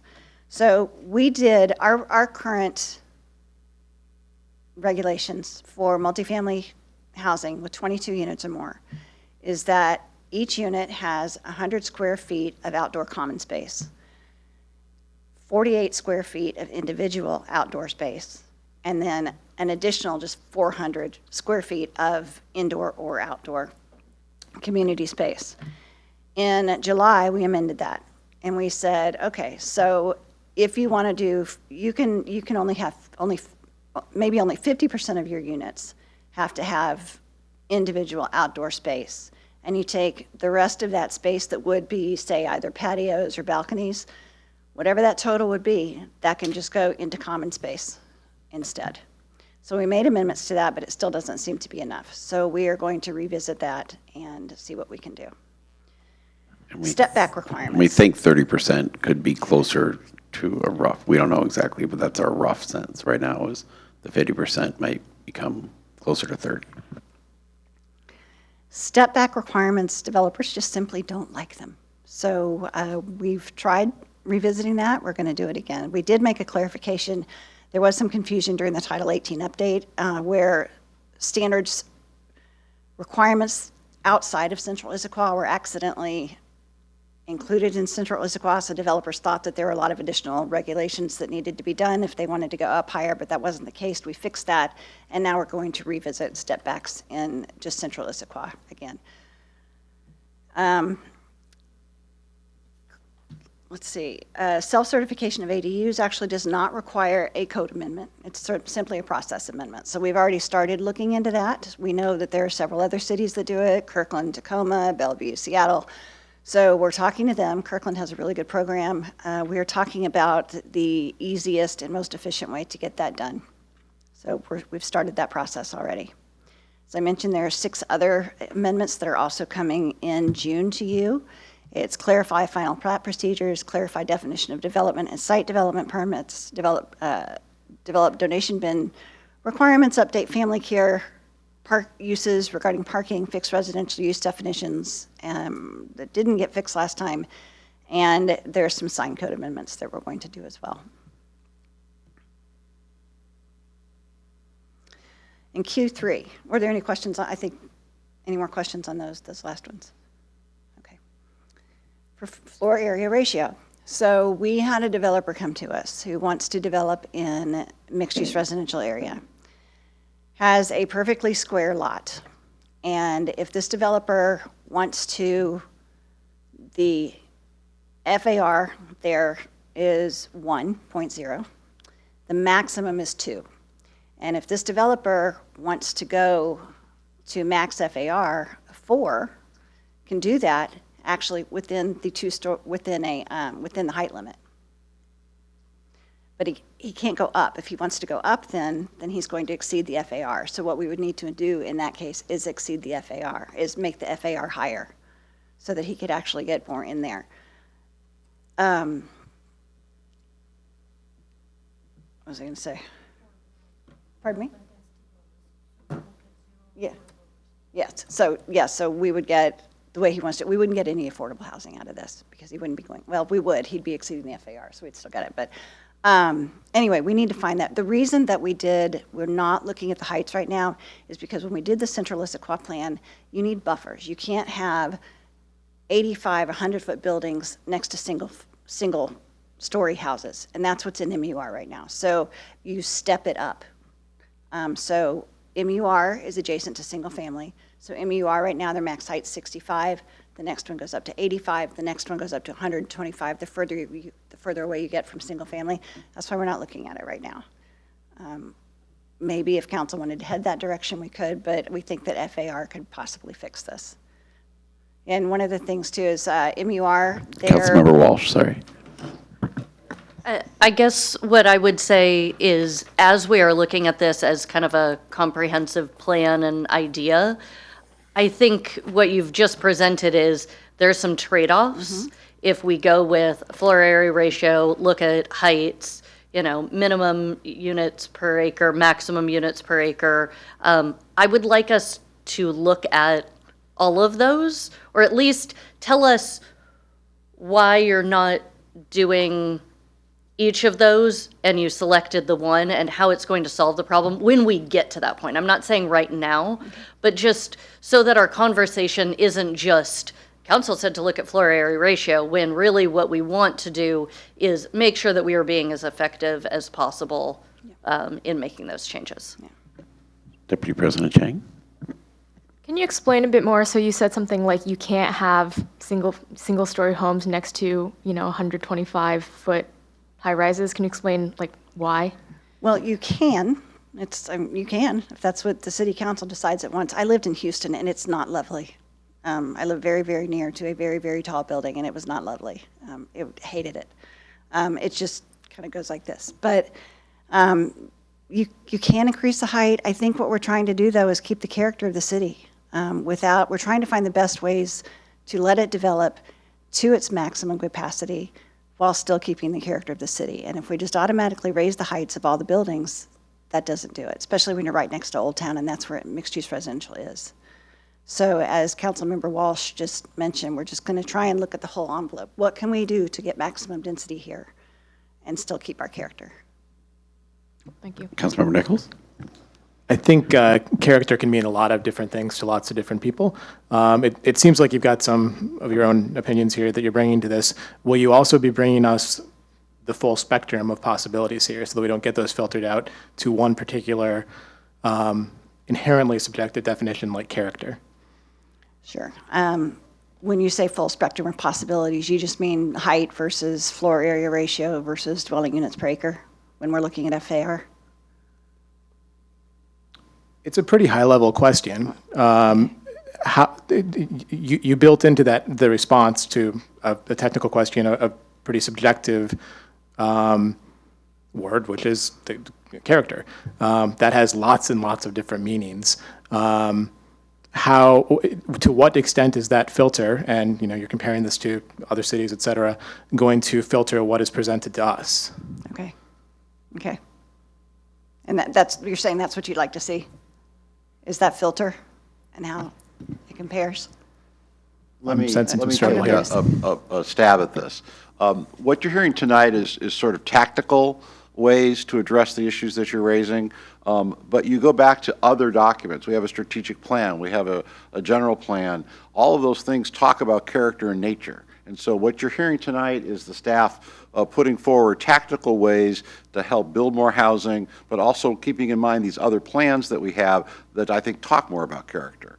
If the council wishes to amend some of those additional plans, then I think we would go back into Title 18 and make those changes. But I think certainly those documents talk a lot about character. They They identify what that is, and those plans have been talked about with the community, have been approved by the city council, and those are the guiding posts that we're using. If through this conversation you say that those guideposts have changed or need to be adjusted, we would like to hear that, because if you're looking at amending the strategic plan, you're looking at amending the comprehensive plan to change some of the main points of development that have been used by this community for a long time, absolutely within your right, but we would need to go through that process. So it's not Kristen's opinion. What she's doing is taking the documents and the plans that this council and previous councils have approved and using these as tactics to implement them as to how you see fit. And I would say, as I've talked to the Issaquah community about this change, I often say, I think our neighborhoods, whether you're in South Cove, whether you're in Tallis, whether you're in Squawk or the Highlands, are going to, I think we get it right, will probably look very similar 15 years from now, how they look now. I think Old Town will actually, if we get it right, maintain the character of historic Front Street.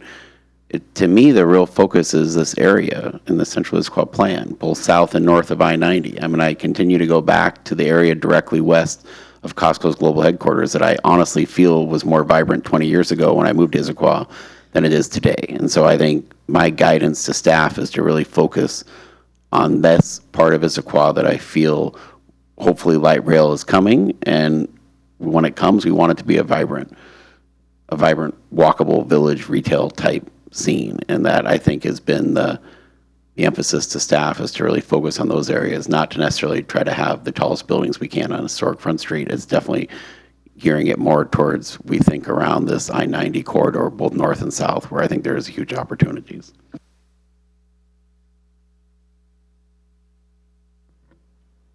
Okay.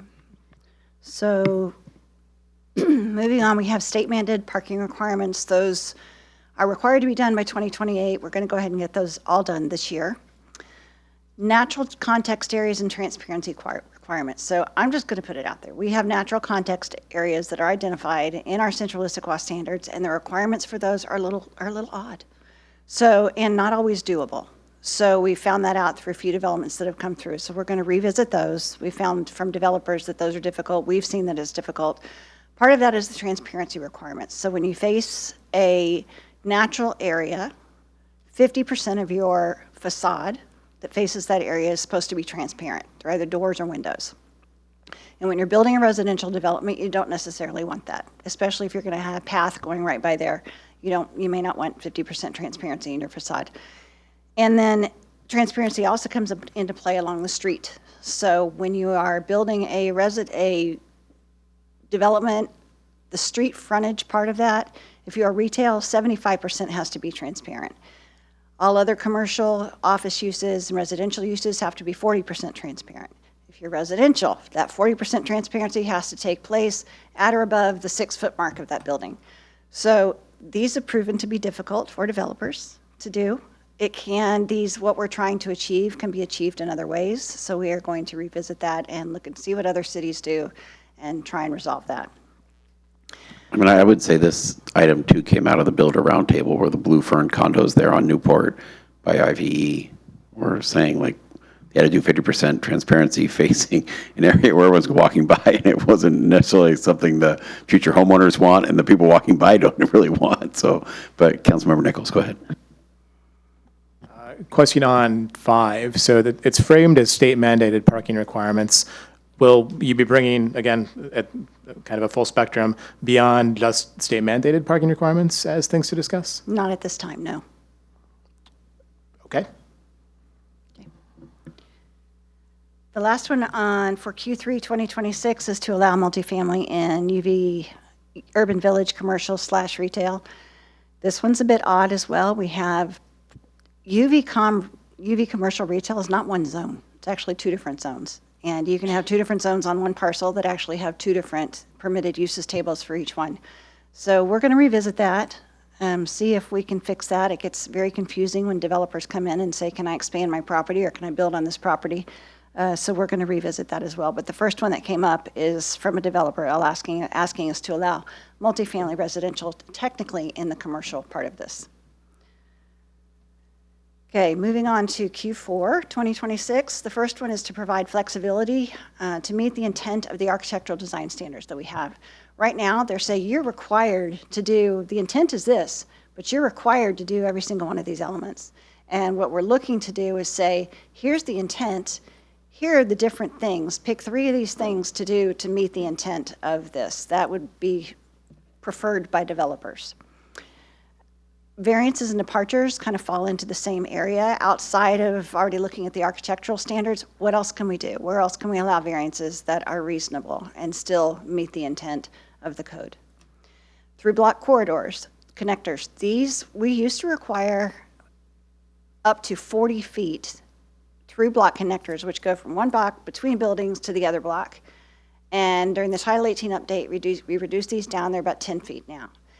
And it still doesn't always make sense. The intent is awesome. The intent is to have shorter blocks. We've got blocks that are 1,000 feet long, and you want to have blocks that are anywhere from 250 to 300 feet. So that is the intent of the corridor, is to break that down. But you can't always do it, because if you're going from a building to another building, that doesn't get you anywhere. Going to a building to an alley, that doesn't really serve a purpose. So we're going to revisit that and see what kind of deviations or alternatives we can find to those. And the last one that we've already talked about is peer review. So there are a few options here that we're looking at as well, trying to figure out, we don't have state-certified people to do some of these reviews, critical areas reviews, geotechnical reviews. We don't have some of those. So in most circumstances right now, we need to go out to peer reviewers. Geotechnical reviewers, I don't think will change, but when we look at critical areas, there are some possibilities there. In limiting, we have some options. I'm not going to go through all the options now. We've talked about a few things. There are liability issues with some of what things we've talked about, so I don't want to throw it out there yet. So, but we're looking at that as well. That would reduce costs, and developers would be very appreciative. Oh, Councilmember Adair. Yeah, and I'm sure this is to your earlier point of that the time involved. To me, like, I feel like the whole point of this is the intent versus letter of the law, the intent of what our codes were meant to do, the intent of our Central Issaquah plan, and trying to actually achieve that intent. So I'm just curious, to me, like 8 and 9 are kind of the real point of all of this, but is it just there just because the timing to actually develop this will take that time? Or is, you know, so to me, that's like one of the high importance items. So I'm just curious in terms of the timing for that. So it seems like it's really far out there, but it's not. The architectural standards, the overlay standards, they're in several different places in the code. And while it says Q4, which is December of this year, they would actually have to be at our Planning Policy Commission by September. So that really doesn't give us that much time considering the other 2 quarters we have in front of it. So it's pretty fast. Okay. Okay. And I would say, I think this slide, there's a lot of, I mean, these are big things on this slide. I mean, 8 is a big item, 9 is a big item, 11 is a big item. I mean, these are big items that we're saying we will deliver in this calendar year.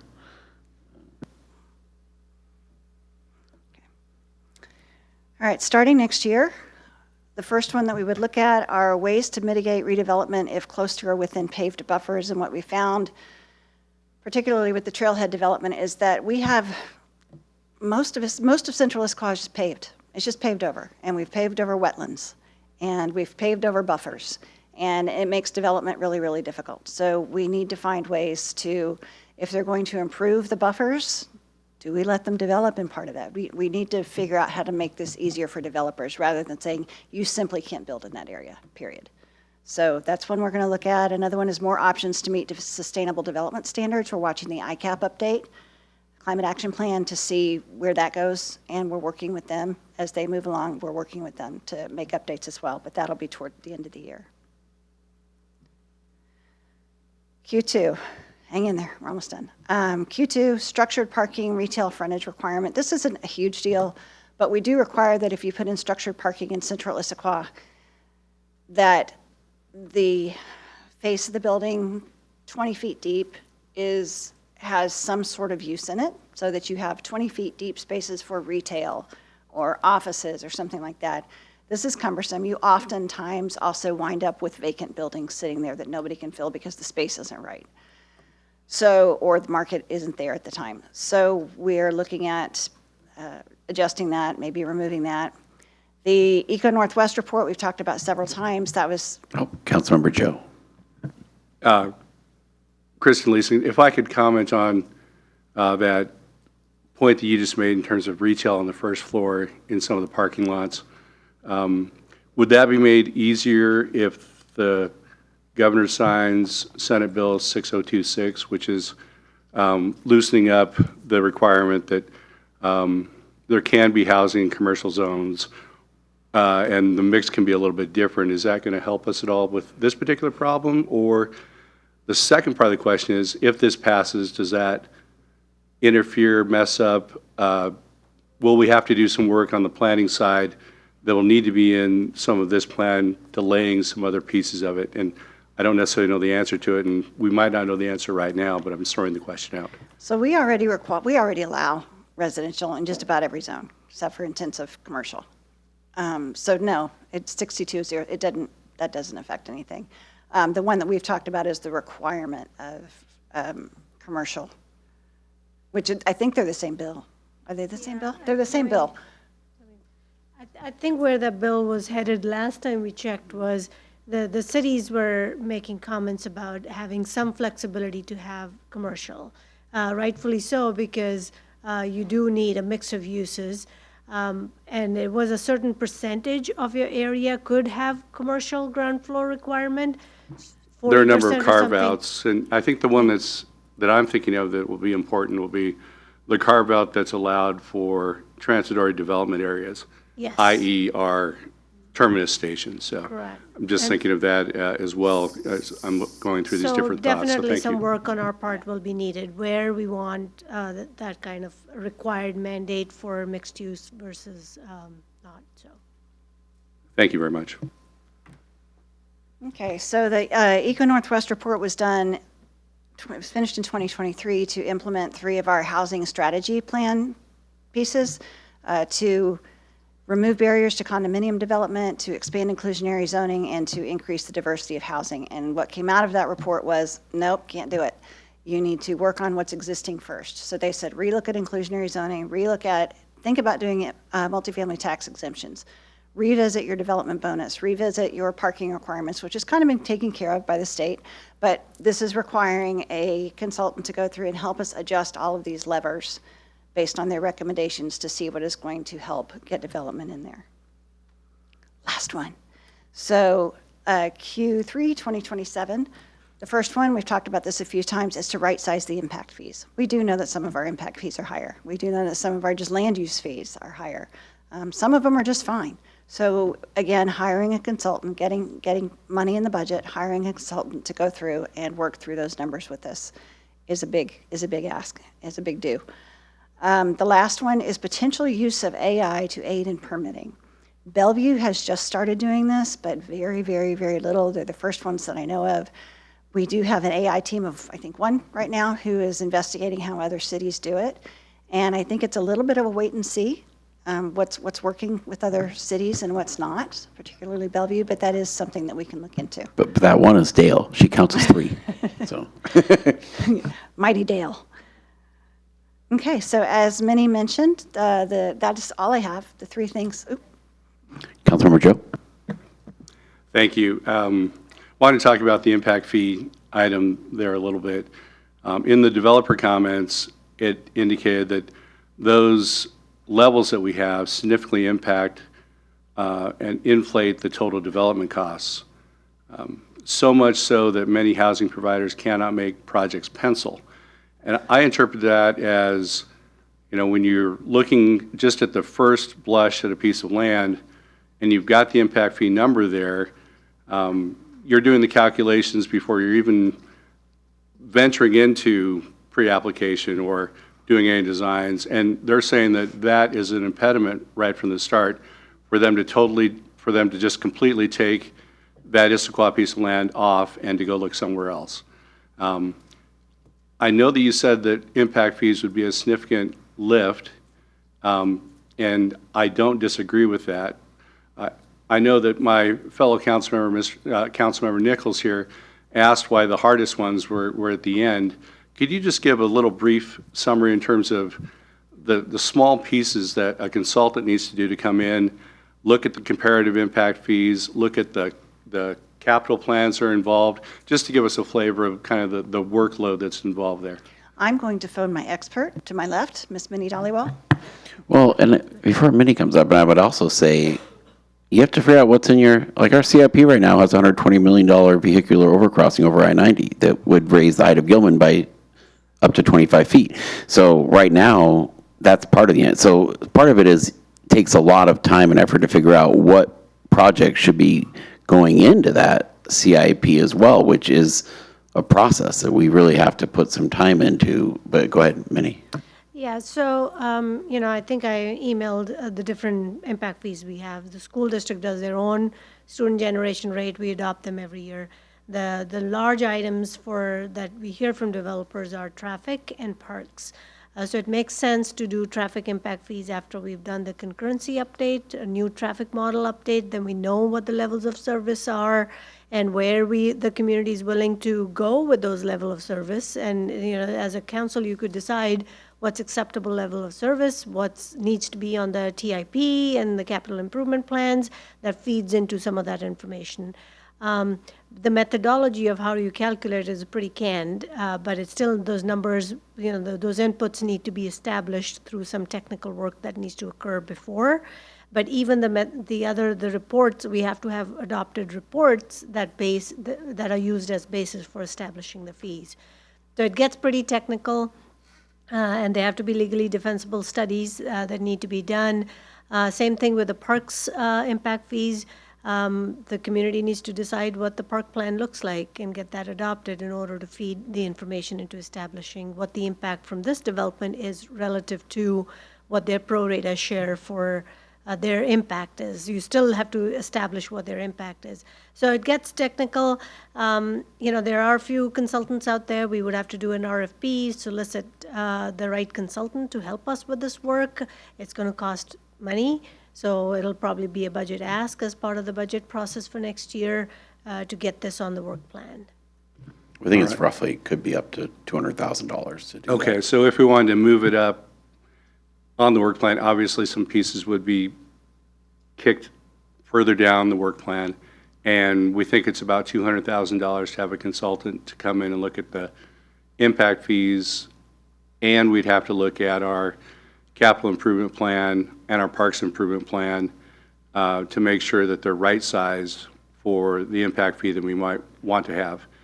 Moreover, taking it even a step back further from there, we would have to address the park plan because that was a plan that we put in place that had a vision for what our parks wanted to look like. We'd have to take a look at our transportation plan as well to see if that vision is still appropriate before we adjusted those impact fees down or up. That's correct. Okay. That would be the better way to do it, yeah. Thank you. And Mr. Mayor, members of the council, Andrea Leonard, who's on remotely, indicated that in discussions with the public works staff as recently as today, their numbers are quite much higher for the work. They're saying the transportation plan would be another $400,000. So I think we'll need to go back and double check all these numbers, but it could be as much as $400,000 just for the transportation piece of this. Thank you for that information. I appreciate giving that background when we are looking at this plan. Yeah, there's a reason I stay away from impact fees if I can. All right, so that's all I have. We just are, as Minnie mentioned in the beginning, we want to know, do you agree with the proposed list of amendments? Do you agree with the timeline and the prioritization of these amendments? And do you concur with the proactive builder outreach approach? And do you have any other ideas for that? So we are all three here to answer questions. Councilmember Walsh. Thank you. So first, I want to start with the positive, which is that I am thrilled that we are looking at all of this. I'm thrilled at the timeline. I think these present a lot of opportunities so that students and young people can look at Issaquah as a place that they can continue to live. I think these can have very big impacts on affordability. What I would like council to do, though, as we are looking at this, is take a little bit of a step back, and particularly on the Bothell slide, you said their goal was to maximize units. I don't think we've come up with a stated goal here. Nor do I think we've come up with a way to measure if any of these individually or as a group are effective. And so I want to make sure that as we move forward with this, that we're moving toward a single goal, that we will know if they are effective, and we know what the most impactful change we could make. I think that's really important when we are setting a work plan. Kristen, I really appreciate the explanation of some of the things that I might think are very impactful, like the impact fees do have some other requirements that might, even though they're more impactful, get pushed down the timeline, not the importance. And so I think I would want to make sure that we are talking on that level so that we can really help evaluate whether or not these things will be effective.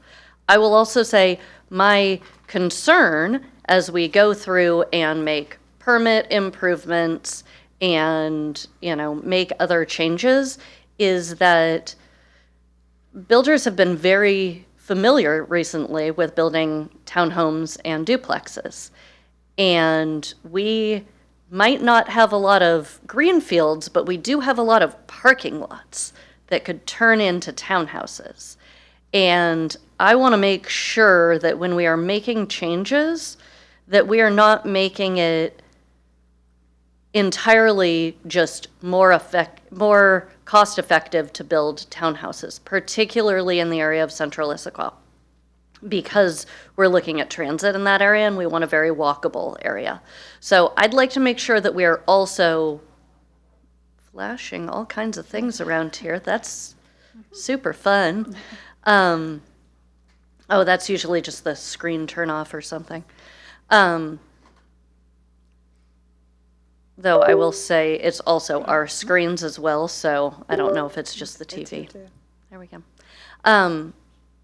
Just to make sure that we are not making changes to just make changes, that we have a goal toward it, and that we are not going to suffer unintended consequences, one of which being we would either get more single family or more duplexes built in an area that we think could be much denser. No, I think that's Flashy. a good point, and everything you see on this list tonight is going to planning policy and then going to CPD. So, I think Deputy President, I think it's yourself, Councilmember Nichols, Council President Martz, right? So I think a lot of this, I think our thought was a lot of the nuances of how you do a lot of this, these are a set of ideas and what we think is a rough timeline of how you could aggressively kind of move forward, but a lot of that work we do expect to happen at both the PPC and the committee level from the council as it goes through those processes. Well, then I would just say from my ask to staff is that as we are evaluating things, that we keep in mind some of our concern areas of we want to make changes, but we want to be mindful of some unintended consequences, and one of which, where this could make things worse, is to get a lot of development, yes, but development in a way that precludes us from getting smaller units that are more affordable, that create more of a walkable area. And so for each proposal that we are putting forward, if we can explain how this is not going to get us the unintended consequences, I think that would do a lot to alleviate some of the concerns that I might have. Councilmember Adair beat Deputy President Jang by half a second. I'm sorry. Mine is in response to that statement, and then I agree, because I think when you get into the weeds of something like this that has a lot of detail and a lot of stuff that, the getting to the intent of it and the why and what our view as a council is, and I'm curious how, and this might be for leadership to discuss, and just saying how we as a council get to that answer of what is the real meat of this so that we can then make the decisions at each of these quarterly points and not lose sight of that. Because obviously city will be doing its work, but then how do we do our side of that work to get that answer and know how we're attacking each of these quarterly moments? Councilmember Deputy President Chang, and then President Moritz. Yeah, I have a few things. So first of all, I think in terms of, the vision of what we want the future of Issaquah to look like, I think, Issaquah right now in the Eco Northwest report, it says we actually do have a very good diversity of housing types compared to our peer jurisdictions. I think that's a very good thing, and that's something that, is unique about us that we should aim to continue. And so I think a lot of these changes, it does, make it, basically right now it's, as we saw with the transit-oriented development, it's like very difficult to build just about anything, and our code can do things like drive up the cost of building an apartment building by $1.2 million because of the step backs that we require. So I think these are, kind of like, okay, we can get rid of some of these things that like truly make no sense. But I think in terms of, the long-term goal of, we want to have a diverse range of housing types so that people can age in place, so that, young people can buy their first condo and get into, home ownership and put down roots in our community. I think there's a lot more that can be done that might not necessarily be on the code change side. I think it might be more, Alexis on the economic development side of, working with builders and saying like, hey, I personally live in a townhome. So, in terms of the trash talking of townhomes, I gotta say, I think they can make sense in a lot of cases. But also, I think they also don't make sense for everyone. Because what you see now is it's all these, 4-story townhomes. Half the space is taken up by stairs. Some of them are, better than others. But it's not necessarily the type of home that works for everyone, right? Like, if you're old and you can't do stairs, it's just not going to work for you. And so how can we, build more diversity of housing types? How can we build, smaller apartment buildings that actually fit with the character of Old Town Issaquah? I think that's something that is like a personal, like, passion area for me. And I've seen some very, very interesting ones, like 4-plexes or 6-plexes in Spokane that actually, like, they look like they could belong in a historic neighborhood, but they're totally new. And so I would love to see how we can encourage some of those things, whether it's through the code, through talking with home builders and things like that, because I do think that type of eclectic feel is what Issaquah's had, and I think that's something that we should actually put a lot of effort into continuing, because it's something that's in our strategic plan. It's something that our community says they really value.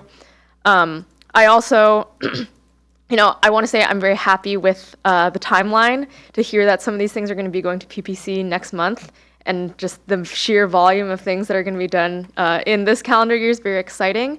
But also, to the point of townhomes, I live in townhome. I enjoy living there.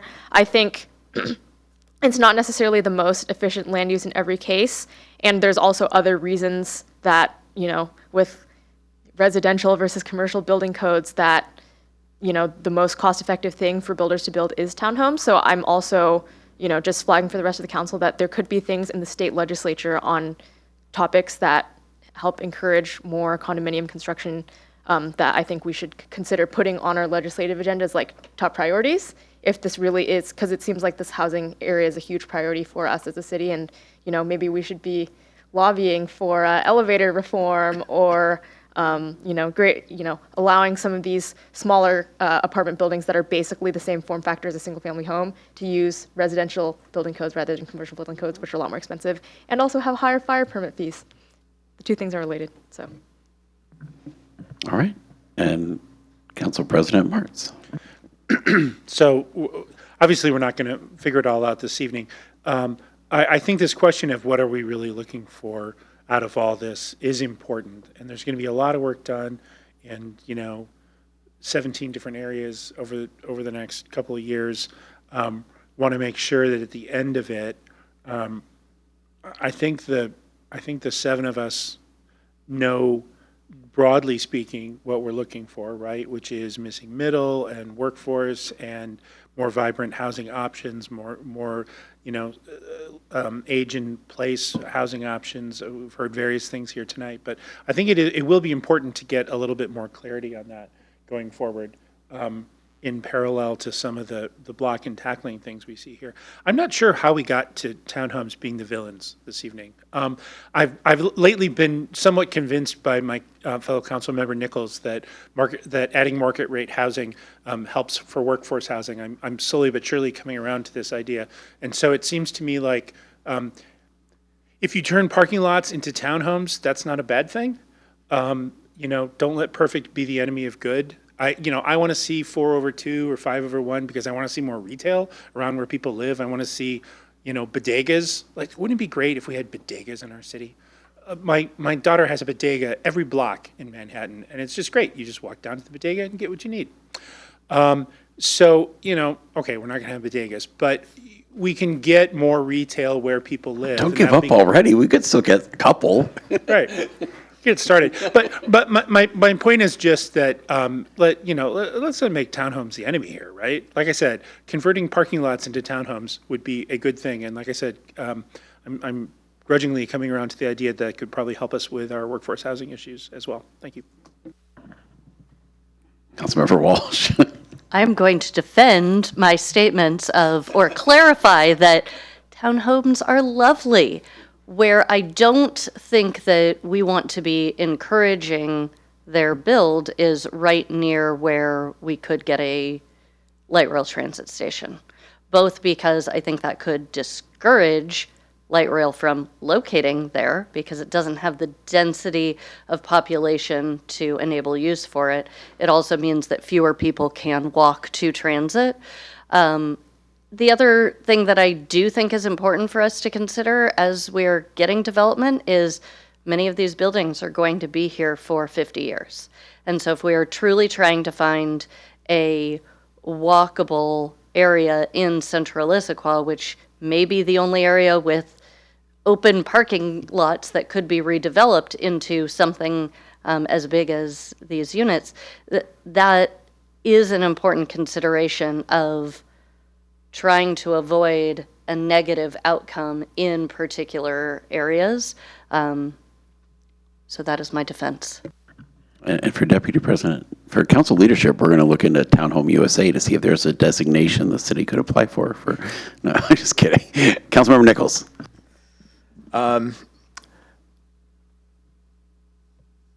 I will second all of, or third or fourth or fifth, whatever the number we are on now, the statement that I think having good goals is very important. I think it's also very hard. I can imagine it's very hard for the staff to work if there aren't good goals. So that's up to us to probably set better. I hope we can figure out a process to do that and make some sort of clear goal statement for what we're doing going forward. I think that will help a lot. While we get there, we still have to get stuff done, though. And I don't want that to impede things that we know what we want to do or that we know we want to make progress on quickly. Tactically speaking, I alluded to this in one of my previous comment, but it would be very helpful, I think, if, especially in the absence of a perfect goal, we are presented with a broad set of options that we can go and debate and discuss. So as an example, on the parking requirements, for example, I don't know what the optimal parking requirements are for Issaquah, but I think it would be interesting to be able to follow, or at least follow the path of looking at one of the few concrete goals that were offered in this discussion, which was there's areas of central Issaquah in particular that we would like to look more like the development that's occurred in Bothell. One of those bullet points for Bothell is removed all parking requirements. I think it's at least worth discussing and understanding that. I don't know what the right answer is, but I think it's worth discussing.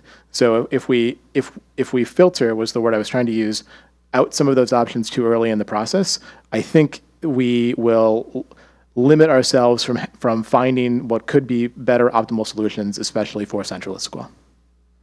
And then, Kristen, the state bill around transit, light rail does remove, you can't have any parking requirements if you adopt the state. Is that correct? Or?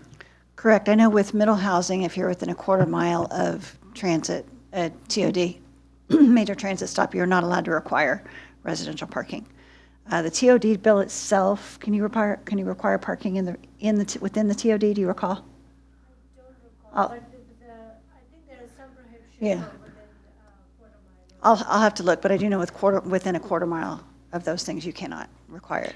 But it's citywide, the application of that is citywide. Right. So anywhere in the city, your parking requirements go 0.5 under the state for multifamily. So only half the number of multifamily units are required to have on-site parking spaces. Should we repeat that? Is that here on the microphone? Yeah, my understanding of the bill, the state, we have till 2017, but we are 2028 or 27, but we are prioritizing early adoption of that. The idea is it's going to apply citywide. Multifamily is 0.5 parking spaces per unit. So anywhere in the city, half the multifamily units have to show that they meet parking requirements on their property. It probably makes sense in central Issaquah, but we have other areas that are either on a steep hillside with no on-site parking. And then the idea behind the bill is that the market will determine how much someone's not going to build a project that with no parking if it's not going to work. And nobody's going to want to live there. And so some of that dynamic will shift. But to answer your question about the TOD, I believe there is a certain amount of distance within a major transit stop that you can't require any parking.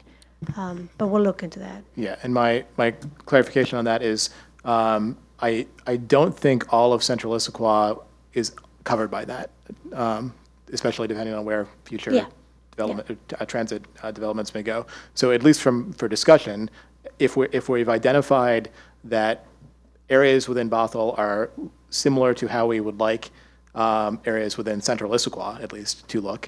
If that's one of the key things that allowed that to happen and reduced the cost of some of that housing, again, I agree with your statement. I don't think that there's no situation that I can imagine in Issaquah where a home builder would decide to not have parking. But are they required? What is the amount we require them to have above which residents in smaller apartments that are going to be transit accessible might not want to have to pay for that as an amenity. And knowing exactly what that map looks like would be helpful. And thinking through that at the same time we're otherwise thinking through parking plans seems like it would be a wise use of time instead of having to potentially revisit that at a not too distant future date. Sure. I mean, in terms of answering a question of whether we look at other options, I mean, if you want us to have policy, pros and cons of a policy of lifting any parking minimums anywhere in the city as an option, and what the pros and cons would be with the Planning and Policy Commission, I mean, we could do that. I think it's just given the amount of work we have to do and creating those options that may not be realistic for Issaquah. A lot of conversations occurred when the major transit stop definition in Old Town, because we have one bus that takes you to Seattle and comes back. And so with this missing middle, at one point there was the idea that within mile or half a mile, you had to have zero parking. But I think the feedback or the information we were getting from the community members is it won't work because people still rely on cars to get from point A to point B in Issaquah. So it's a matter of, in central Issaquah with the future light rail station, that's a different comparison comparing to some of the other areas. And so if our focus is central Issaquah here, the quick and easy thing is to get the state mandates adopted quickly and then come back and have a conversation about, do we want to have zero parking minimums, or we bundle those two conversations together. But it's going to take more time if we want to go back to no parking requirements, even in central Issaquah. Yeah. A couple of other things. One is I think we need to give the state mandated requirements a chance to see if they work first before we go removing parking requirements from other places too. It would be a lot of extra time to come up with all those options. And the third, I think I mentioned this last week when I was here, is that Bothell did remove all their parking requirements, but they still find that most developers are putting in 1.5 to 1.75 parking spaces per complex, per development. And that's why they're looking at putting maximums on there, because they're leaving it up to the market. They've really found that what they might need is 1.25 spaces per unit. Yeah, so I'll just say on all those things, I appreciate that those perspectives, that perhaps we would, as a council, want to wait and see what the effects of the state mandates will be. Perhaps we don't. Especially in central Issaquah, if we have data that, as you mentioned, the market is going to almost certainly create and require more parking anyway. So it's at least, I think, potentially useful to have a discussion. And if that's one of the things that is identified as one of the higher priority cost reducers that was identified in one of the peer cities we're looking at, I think it would be very wise for us to take a look at that sooner rather than later. Sure. I mean, some of the amendments we've made on the parking side are, the code used to require 50% of the parking needs to be structured parking, and that was a big barrier, at least through the Eco Northwest report, came up as an issue. So that's no longer in play. I think to answer your question about how many options we want to bring forth and evaluate as part of this, there's only two. One is the state mandated op path, and the other one would be, no parking space, have no standards. Our current code has maximums, so we are also trying to not have someone build too much parking, which is what Bothel's trying to regulate that. So we would eliminate the maximums in order to comply with the state bill. So it gets complex. It will have nuances of different options and paths. But if council direction and consensus is to go do what other cities are doing with the parking reform, I think it would be helpful for us to know now if that should be part of the discussion with PPC, because that could, we need to budget more time for those conversations to occur in a thoughtful way. Well, and I think this is the starting point of those conversations. Like I say, there's going to be a lot of back and forth between both PPC and the planning policy, the Community Development Committee. And I think what's really interesting to me, I guess, the perspective from the legislature is so different than here. Because here, your really only constraint of what you do is making sure your community supports what's happening. Because in legislature, it's all about, here's the minimum things you're trying to force cities to have to do. Whereas we're kind of in charge of our own zoning at the local level. And so our opportunity here is pretty broad. And I think it's upon us to execute on something that we think is thoughtful, that matches kind of the character and vision of Issaquah. And I think that is something that we want to make sure we get right. And so I think we've kind of tried to find this balance between having an aggressive timeline, but also understanding that these are big decisions that really impact the character of our city, and we want to make sure we're getting them right. But I think as we go through this process, like, it's an open dialogue, I think, between the council and the administration to make sure we are finding that balance. I remain optimistic that it can be found. I will reiterate my confidence in the staff we have here in the room tonight. I think it's the right group of people to get this job done, and I think it's a great opportunity. Councilmember Walsh. Thanks. So I think what I was hearing from Councilmember Nichols was an ask to look at other parking adjustments other than just the state requirement. I appreciate staff's perspective that we should let the state requirements go, that it would be a big lift. This is ultimately a policy decision, so I'd like to hear from other council members to see if that is something that we would like to have included, because ultimately what we are doing right now is adopting a work plan and understanding what our work levels would be. And if our ask is, yes, let's look at larger parking requirements, then staff needs to be able to respond and say, okay, that's going to take X amount of time rather than Y, which is perfectly acceptable. I would be interested in looking at that. I don't know if I would put it at the same priority level as implementing the states, but I would be interested in that aspect. Council President Martz. Thanks. I still haven't heard in this whole conversation, and I'm trying to answer Councilmember Walsh's question.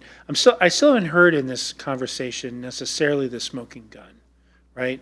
Like, I think we have a perception that there must be something that we must have some poison pill in here somewhere if we haven't gotten what Bothell and Woodinville have had.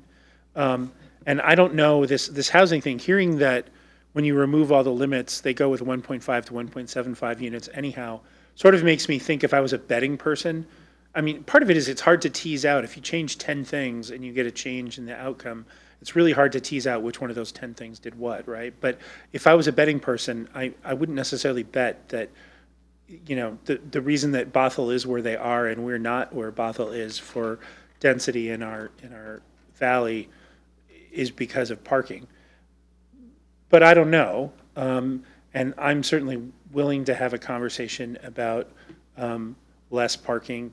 This whole question of what amenities people want to pay for, what they don't want to pay for is really, really interesting, right? And we're seeing, we've had conversations before about the lessons that you can learn from other nearby developments. So I'm not opposed to looking at the parking piece, but I don't think that's a smoking gun. What I still want to hear from either experts or the market, what is, I still haven't heard what it is, right? That where we're at, is it, I mean, I've heard people say it's just, we're more expensive, right? There are people who will say we're more expensive in Issaquah. I don't know if that's true compared to Bothell or Woodinville. If that's the case, then that isn't, we're digging around at the edges of macroeconomic things that are going on. So just to come back to what Councilmember Walsh asked, I think that we should look at the big knobs. There are big knobs on the stereo that you can turn, the volume, the tuner, the whatever. We should look at the big knobs and we should run them through their range, right? We should not say, well, we've picked 2 points on the knob, and so that's what we're gonna look at, right? If we think collectively, if we think the big movers are FAR and setback and whatever else, we should exercise those intensively to figure out what the right answer is for us going forward, because we've done this several times before, right? And I really don't want to do it every 5 years, right? So let's really exercise this. Like I said, I suspect there's a half dozen things here that most people will agree are the biggest impactors, and we can find out from the builders and we can find out from our experts, and then just really go work those, to Councilmember Nichols' point, work them thoroughly rather than just sort of superficially. Thank you. If I could just input 2 things. Sorry. To your comment about a smoking gun, there's not a single smoking gun. It is a combination of factors that create an environment that prevents development. And there's no silver bullet, no one single silver bullet that's going to solve the problem.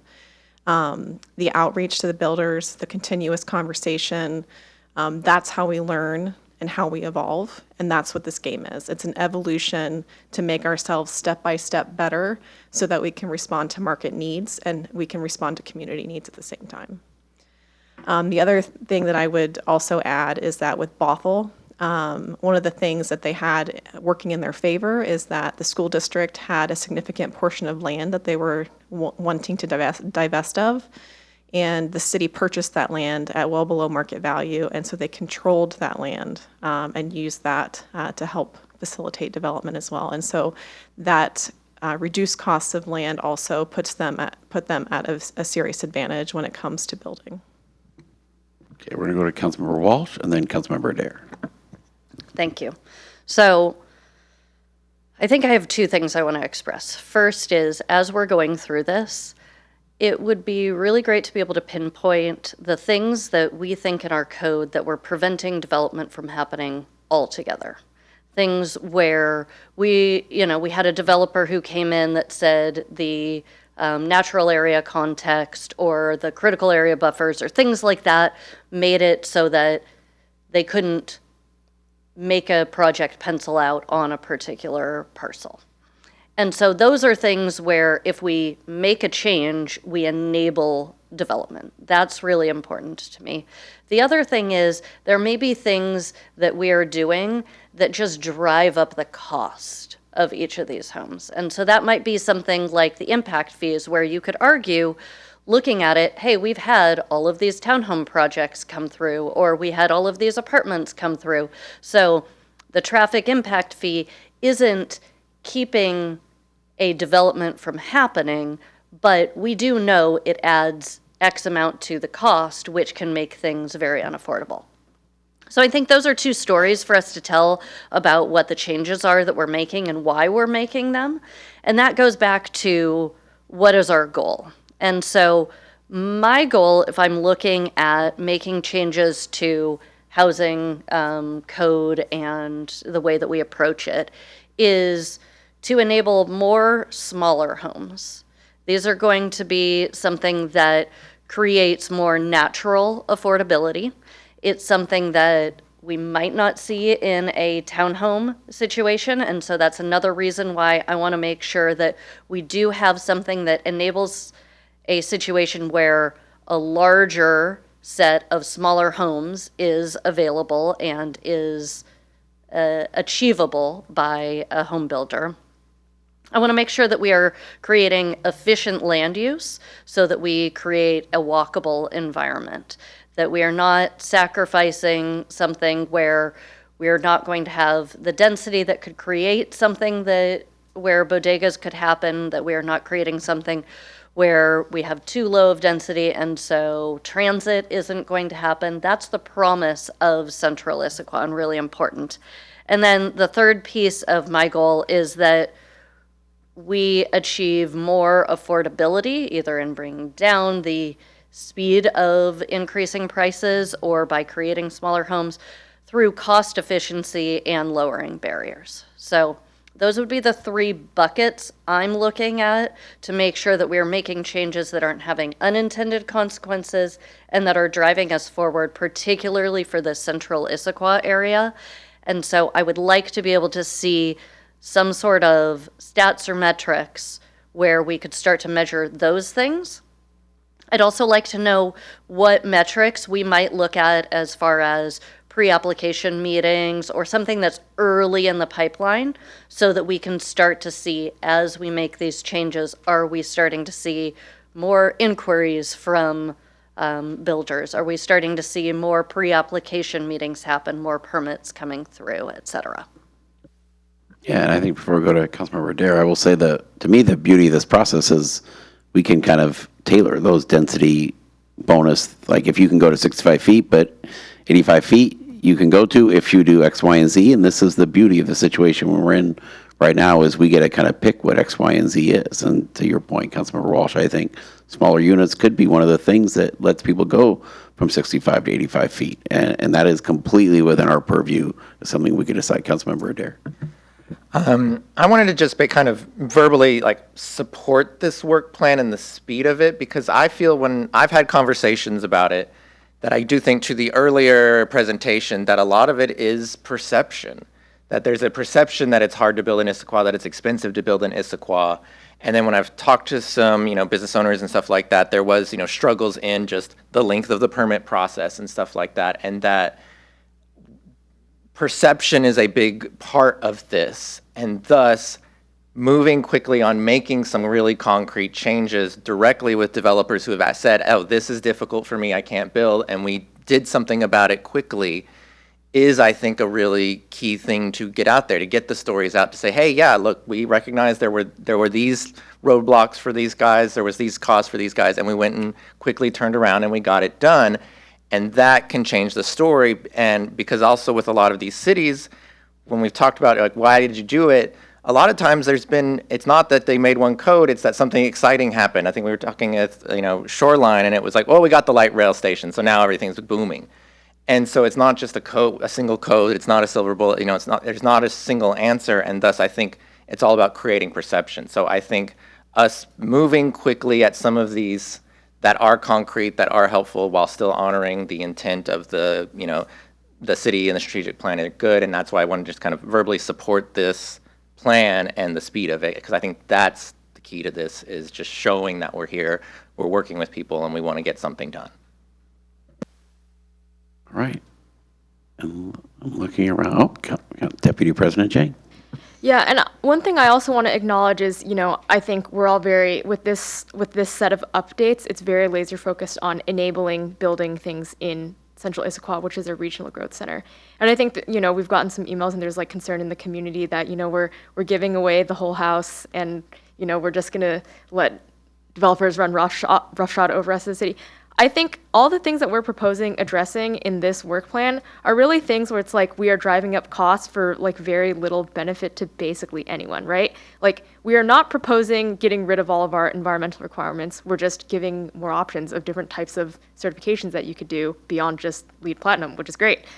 We're not necessarily proposing, oh yeah, we should let people build over the creek. Well, a lot of them are already paved over, and so, we want to make it so that it's actually easier to get into new development that improves the riparian buffer. And so I think, with this, we're not abandoning our environmental commitments. We're just trying to be smart about it. And ultimately, one of the big things, I think there's a lot of history with how, Talus and the Issaquah Highlands were developed. Originally, they were both zoned for 5-acre lots. And the whole concept with them was that development was more concentrated in a smaller portion. And so, when we look at how we can develop Issaquah in the future, we're not going to be, apparently at one point there was a proposal to build a golf course on Tradition Plateau. We're not doing that. But if we are going to grow as a city, it's got to go somewhere. And putting it on half-empty strip malls is one of the best environmental things that we could be doing. So I think, I really want to emphasize that this is a long-standing priority of the city to have environmentally friendly development, and this gets us closer to where we want to go. Yeah, and I think on that note, and I think going back to the vision, because I've heard the vision talked about a lot, I think from my perspective, the vision is if you're an Issaquah resident, you want to remodel your kitchen or your bathroom, you go through our permit department, and you find it to be a very collaborative process. If you're a small business owner trying to do a tenant improvement, you go through our permit department. Once again, you find it to be a very collaborative, transparent, understand, easy to navigate process. And to Deputy President Chang's point, I think there is, Councilmember Walsh, I think the vision is definitely around this area of I-90, both north and south, where you're creating this kind of vibrant, walkable village retail feel to that section of town that no matter where you live in Issaquah, that area right there, both north and south, happens to be central. It's central to South Cove, Talus, the Highlands, Squawk. Everyone can kind of get to that part of our town in roughly 5 or 10 minutes. And to me, this is the opportunity we have in front of us, is how to take a part of Issaquah that was more vibrant 20 years ago when I moved here than it is today, right there north of I-90, and make it into something vibrant that we can be really proud of and excited about. And I think that is the ultimate vision, I think, what we're trying to achieve here. And I agree with what Deputy President Jang just said, is we're not trying to throw everything out here. We're trying to do it thoughtfully. We're trying to find the right balance in this pendulum that swings back and forth from one side to the other. And it's not easy to find that balance. But like I said, I think we have a council that's willing to do the work. We have staff that's willing to do the work. And I do appreciate everyone being here tonight as we start on this journey. And looking for any final comments. Okay, this is officially our longest council meeting of the year because it is 9:07. I'm trying to think, City Clerk, if I have any other, there is no executive session tonight, and we do appreciate everyone's feedback. And we did hear the comments on the parking. And so that is something, obviously, we can look at it, make sure it comes back in front of a council committee to see if there's other things they want to do besides just the state parking requirements. President Martz? Are you going to do for good of the order this evening? Let's do for good of the order. What the council president wants, the council president gets. Is there any good of the order tonight? Well, actually, I do have something I want to point out to council, which is Sound Cities Association Public Issues Committee is likely to be considering emergency action at this Wednesday's meeting, and it revolves around the Transportation Benefit District sales tax. And I believe everyone got an email on this subject. But basically, the punchline on this is that, I'm trying to find it, but maybe I can just remember it from memory. I think it is that cities provide something like 96% of the input to sales tax that would be going for transportation. The tentative plan is for this to all be unincorporated. So the spend on this would be 100% in unincorporated King County, which again provides 4% of the input and is something like 20% of the need. And that's where, I apologize, I thought I had the number. Oh, there we go, attachment A. Okay, sorry. It is, yes. 95% of sales tax collection occurs in incorporated cities. Sharing revenue from a countywide KCTC revenue proposal is not unprecedented. 2014 sales tax proposal included 40% for King County Roads Services Division in cities based on population. So the punchline on all this is that SCA is going to be considering putting forward a position that just says any countywide revenue proposal for KCTT should include funding for cities. To the extent permissible under governance, cities should be involved in the decision-making process for allocating funds generated by a King County Transportation District sales tax. So it's not setting specific numbers. It's not saying we should get 95% of the number. It's just saying the number shouldn't be zero. So Sun Cities will be taking this up again as an emergency action, which means a one-touch. So it's likely to be a one and done, considering supporting, or I should say technically considering recommending that the board take this position is how PIC always works, is a recommendation to the board. So I would love to get any thoughts that people have tonight on the subject. I would love to be able to say my council feels this way about it, but I am also willing, if the hour is late and people want to get back to me between now and Wednesday afternoon, that's fine also. But I'd be happy to take any thoughts right now on this. Councilmember Walsh.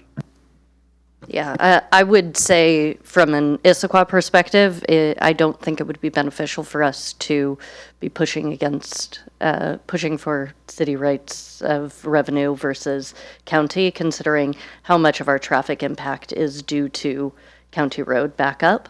So I think our benefit would be if the county roads were better, particularly going south. I think the idea that city folk don't drive on county roads, and the idea that our money should only be paying for our city roads just doesn't make a whole lot of sense to me. We pay taxes that pay into state roads and federal roads and things like that. The idea that we would also pay for county roads that we also drive on, I think makes a lot of sense. And I think particularly from an Issaquah perspective, there's a lot of benefit to us if the county roads are more effectively paid for. Councilmember Joe. Mr. President, just so I understand what you're proposing, are you trying to make sure that the cities have the option to pursue this by putting in our argument against this, or what's the main purpose? The proposed position for SCA is that in the knob between complete equity on our money or zero equity on the money, it shouldn't be at zero equity on our money. It should not be that the 95% of the payers get 0% of the outlay. So we're fighting to have the option to potentially use this as a tool in the future. Is that what we're trying to do? I think it would just be a revenue share, yeah. Okay. I think when I talked to Councilmember Dunn today, I think the way that conversation was is you get $95 million a year from this 0.1% sales tax. The city's getting 20 to 25% of that. To him, even, did not seem unreasonable. He was like, to me, that seems reasonable because the county's still getting 75 to 80%. And at the same time, to Councilmember Walsh's point, I said, it'd be really nice if that proposal had roundabouts at May Valley and Cedar Grove, and he agreed. And so I think the ideal perspective in this process is, I think President Martz is hitting on a very, very fair point, which is 20 to 25% of this revenue, of the $95 million being programmatically sent back to cities, is not crazy, and they can still do a lot of really good stuff with $70 to $75 million at the state levels, the county levels. So I think there is a balance that right now in the current proposal, I think maybe just doesn't exist. So I would support your position then on this when you go to vote. Yeah, and I personally also support the concept of having, city folks somehow involved in the governance, whether it's through recommendations or things like that, so that we can formally recommend the roundabouts on Issaquah-Hobart Road as a priority for the city of Issaquah. And that has historically been a really strong, SCA always makes that argument, right, that municipal elected should be involved in the outlays of large expenditures. When we have these large bonds and levies, we have always argued that there should be a governance board that is composed of electeds. Oh, Councilmember Joe. I have another good of the order item. Thank you. The annual conference for AWC, the Association of Washington Cities, is June 23rd, 24th, and 25th in Spokane. I'm announcing this early because if you don't register, you end up in a hotel that's miles and miles away from the conference center. So if you are interested in going, It's a great opportunity to meet other electeds from around the state, find out what they're doing on housing, what they're doing on transportation and impact fees. All the ideas that get passed around at that conference are fantastic. So talk to Wally and our city clerk if you're interested in going, and they can talk about how to get registered and all the other fine details. Thank you. Okay, with that, I know we started a half hour early, but we're finishing the latest we finished, I think, in any council meeting this year. But at 9:15, we are now officially adjourned.